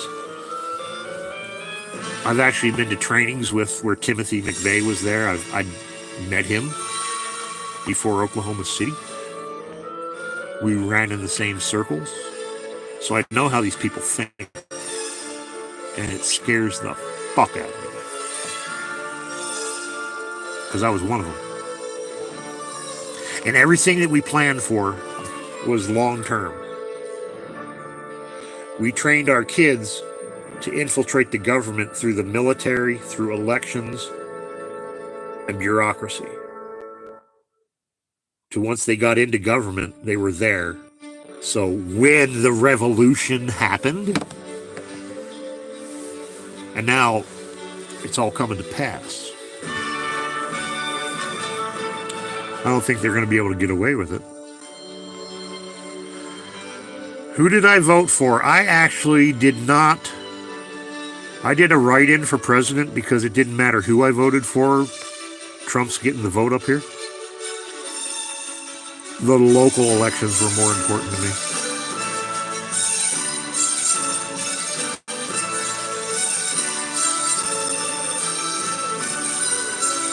Buying in bulk. Well, sometimes it's cheaper.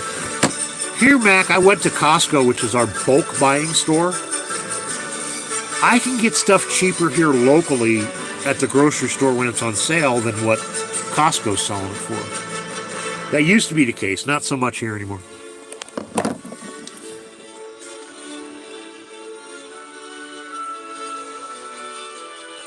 It is nobody's business whoever we vote for. That is the secret ballot thing.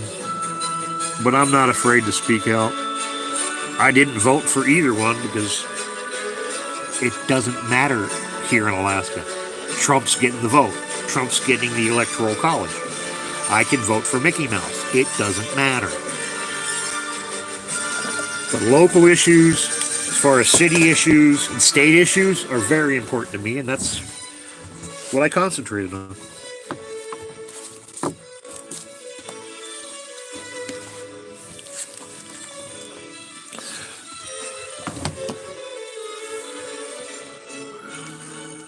Yep. And you know what, Brian? I could care less who you really truly voted for because it's your decision. Who am I to tell you who to vote for? It's none of my business. The big picture is my business. Yes, Alaska is remote. Well, actually, no, most of our voting comes from the major cities, Anchorage, Fairbanks. There are a lot of people remote, and it takes a while for the vote to be brought in, especially when they do those bullshit rules where you can't start counting the mail-in ballots until after the election's over. Is a crock of shit. But yeah, it's Alaska's different.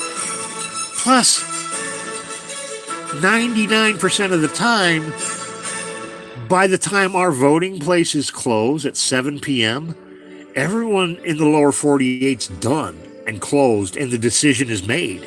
So we can actually go vote when someone's already conceded and someone's already accepted.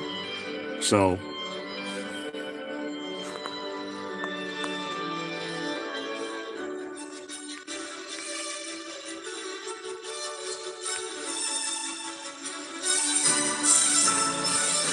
does it, Sauce? Maybe my current selection. It's kind of interesting because I am extremely eclectic when it comes to music. You'd be surprised what I listen to.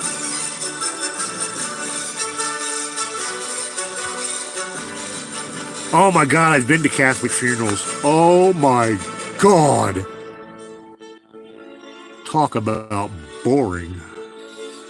Look at Lori with the emojis. She got the moose. And she got the pointy hat.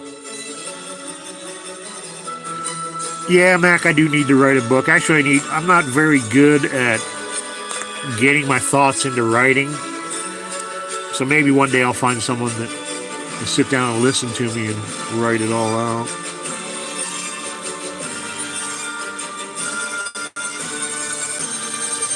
It is your right, and it's your right to also express who you voted. If you want to tell people who you voted for, go ahead. But it's also your right to say, none of your freaking business. Winter's coming. Winter's already here. What are you talking about? Winter's already here. I got 6 inches of snow on the ground and more coming. Where are you at, Stadium? You know, it's a good way to lose friends talking about politics and religion, and here we've been going for the past freaking hour talking about it. So much for making a pointy hat. But it's been fun. Because I don't get to talk about this stuff a lot to people, because people up here don't want to hear my opinion.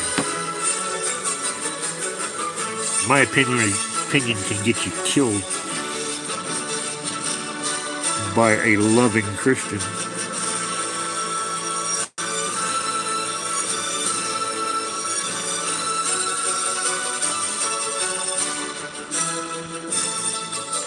I think you should buy each other a Coke. It is an outdated institution. How far behind am I? I'm pretty far behind. If I missed anything here, I'm going to scroll a little bit faster. Thanks, Cricket, for posting that. Cricket, you have a blessed, blessed evening. Thanks for showing off them emojis, Lori. And Cricket, we will talk at you later. Oh, here we are, finally back.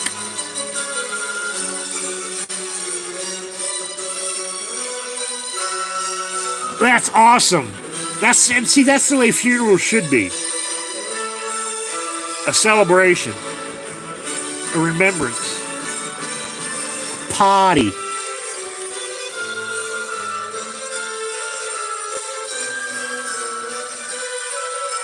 See, that's if you can talk without the hate.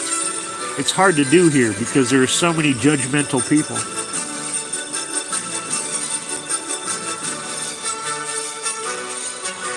Lori, you're fine. Don't worry about it.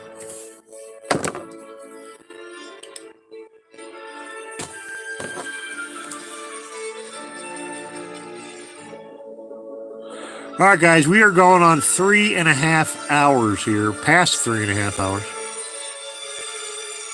And, North Americans are uptight. Speak for yourself, you Canuckistanian. Oh, Lori, by the way, can you get me across the border if shit hits the fan? Because I'm coming to live with you, girl. I don't eat much. Just give me a place to curl up in the corner.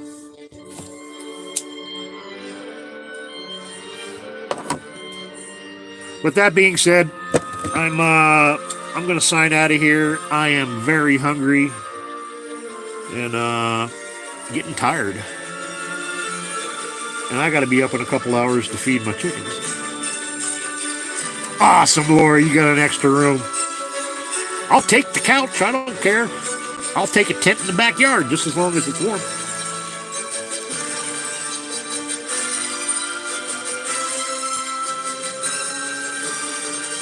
Anytime, Adrian. Thanks for sharing and putting up with my nonsense and hanging out. It helped my mental state quite a bit this evening.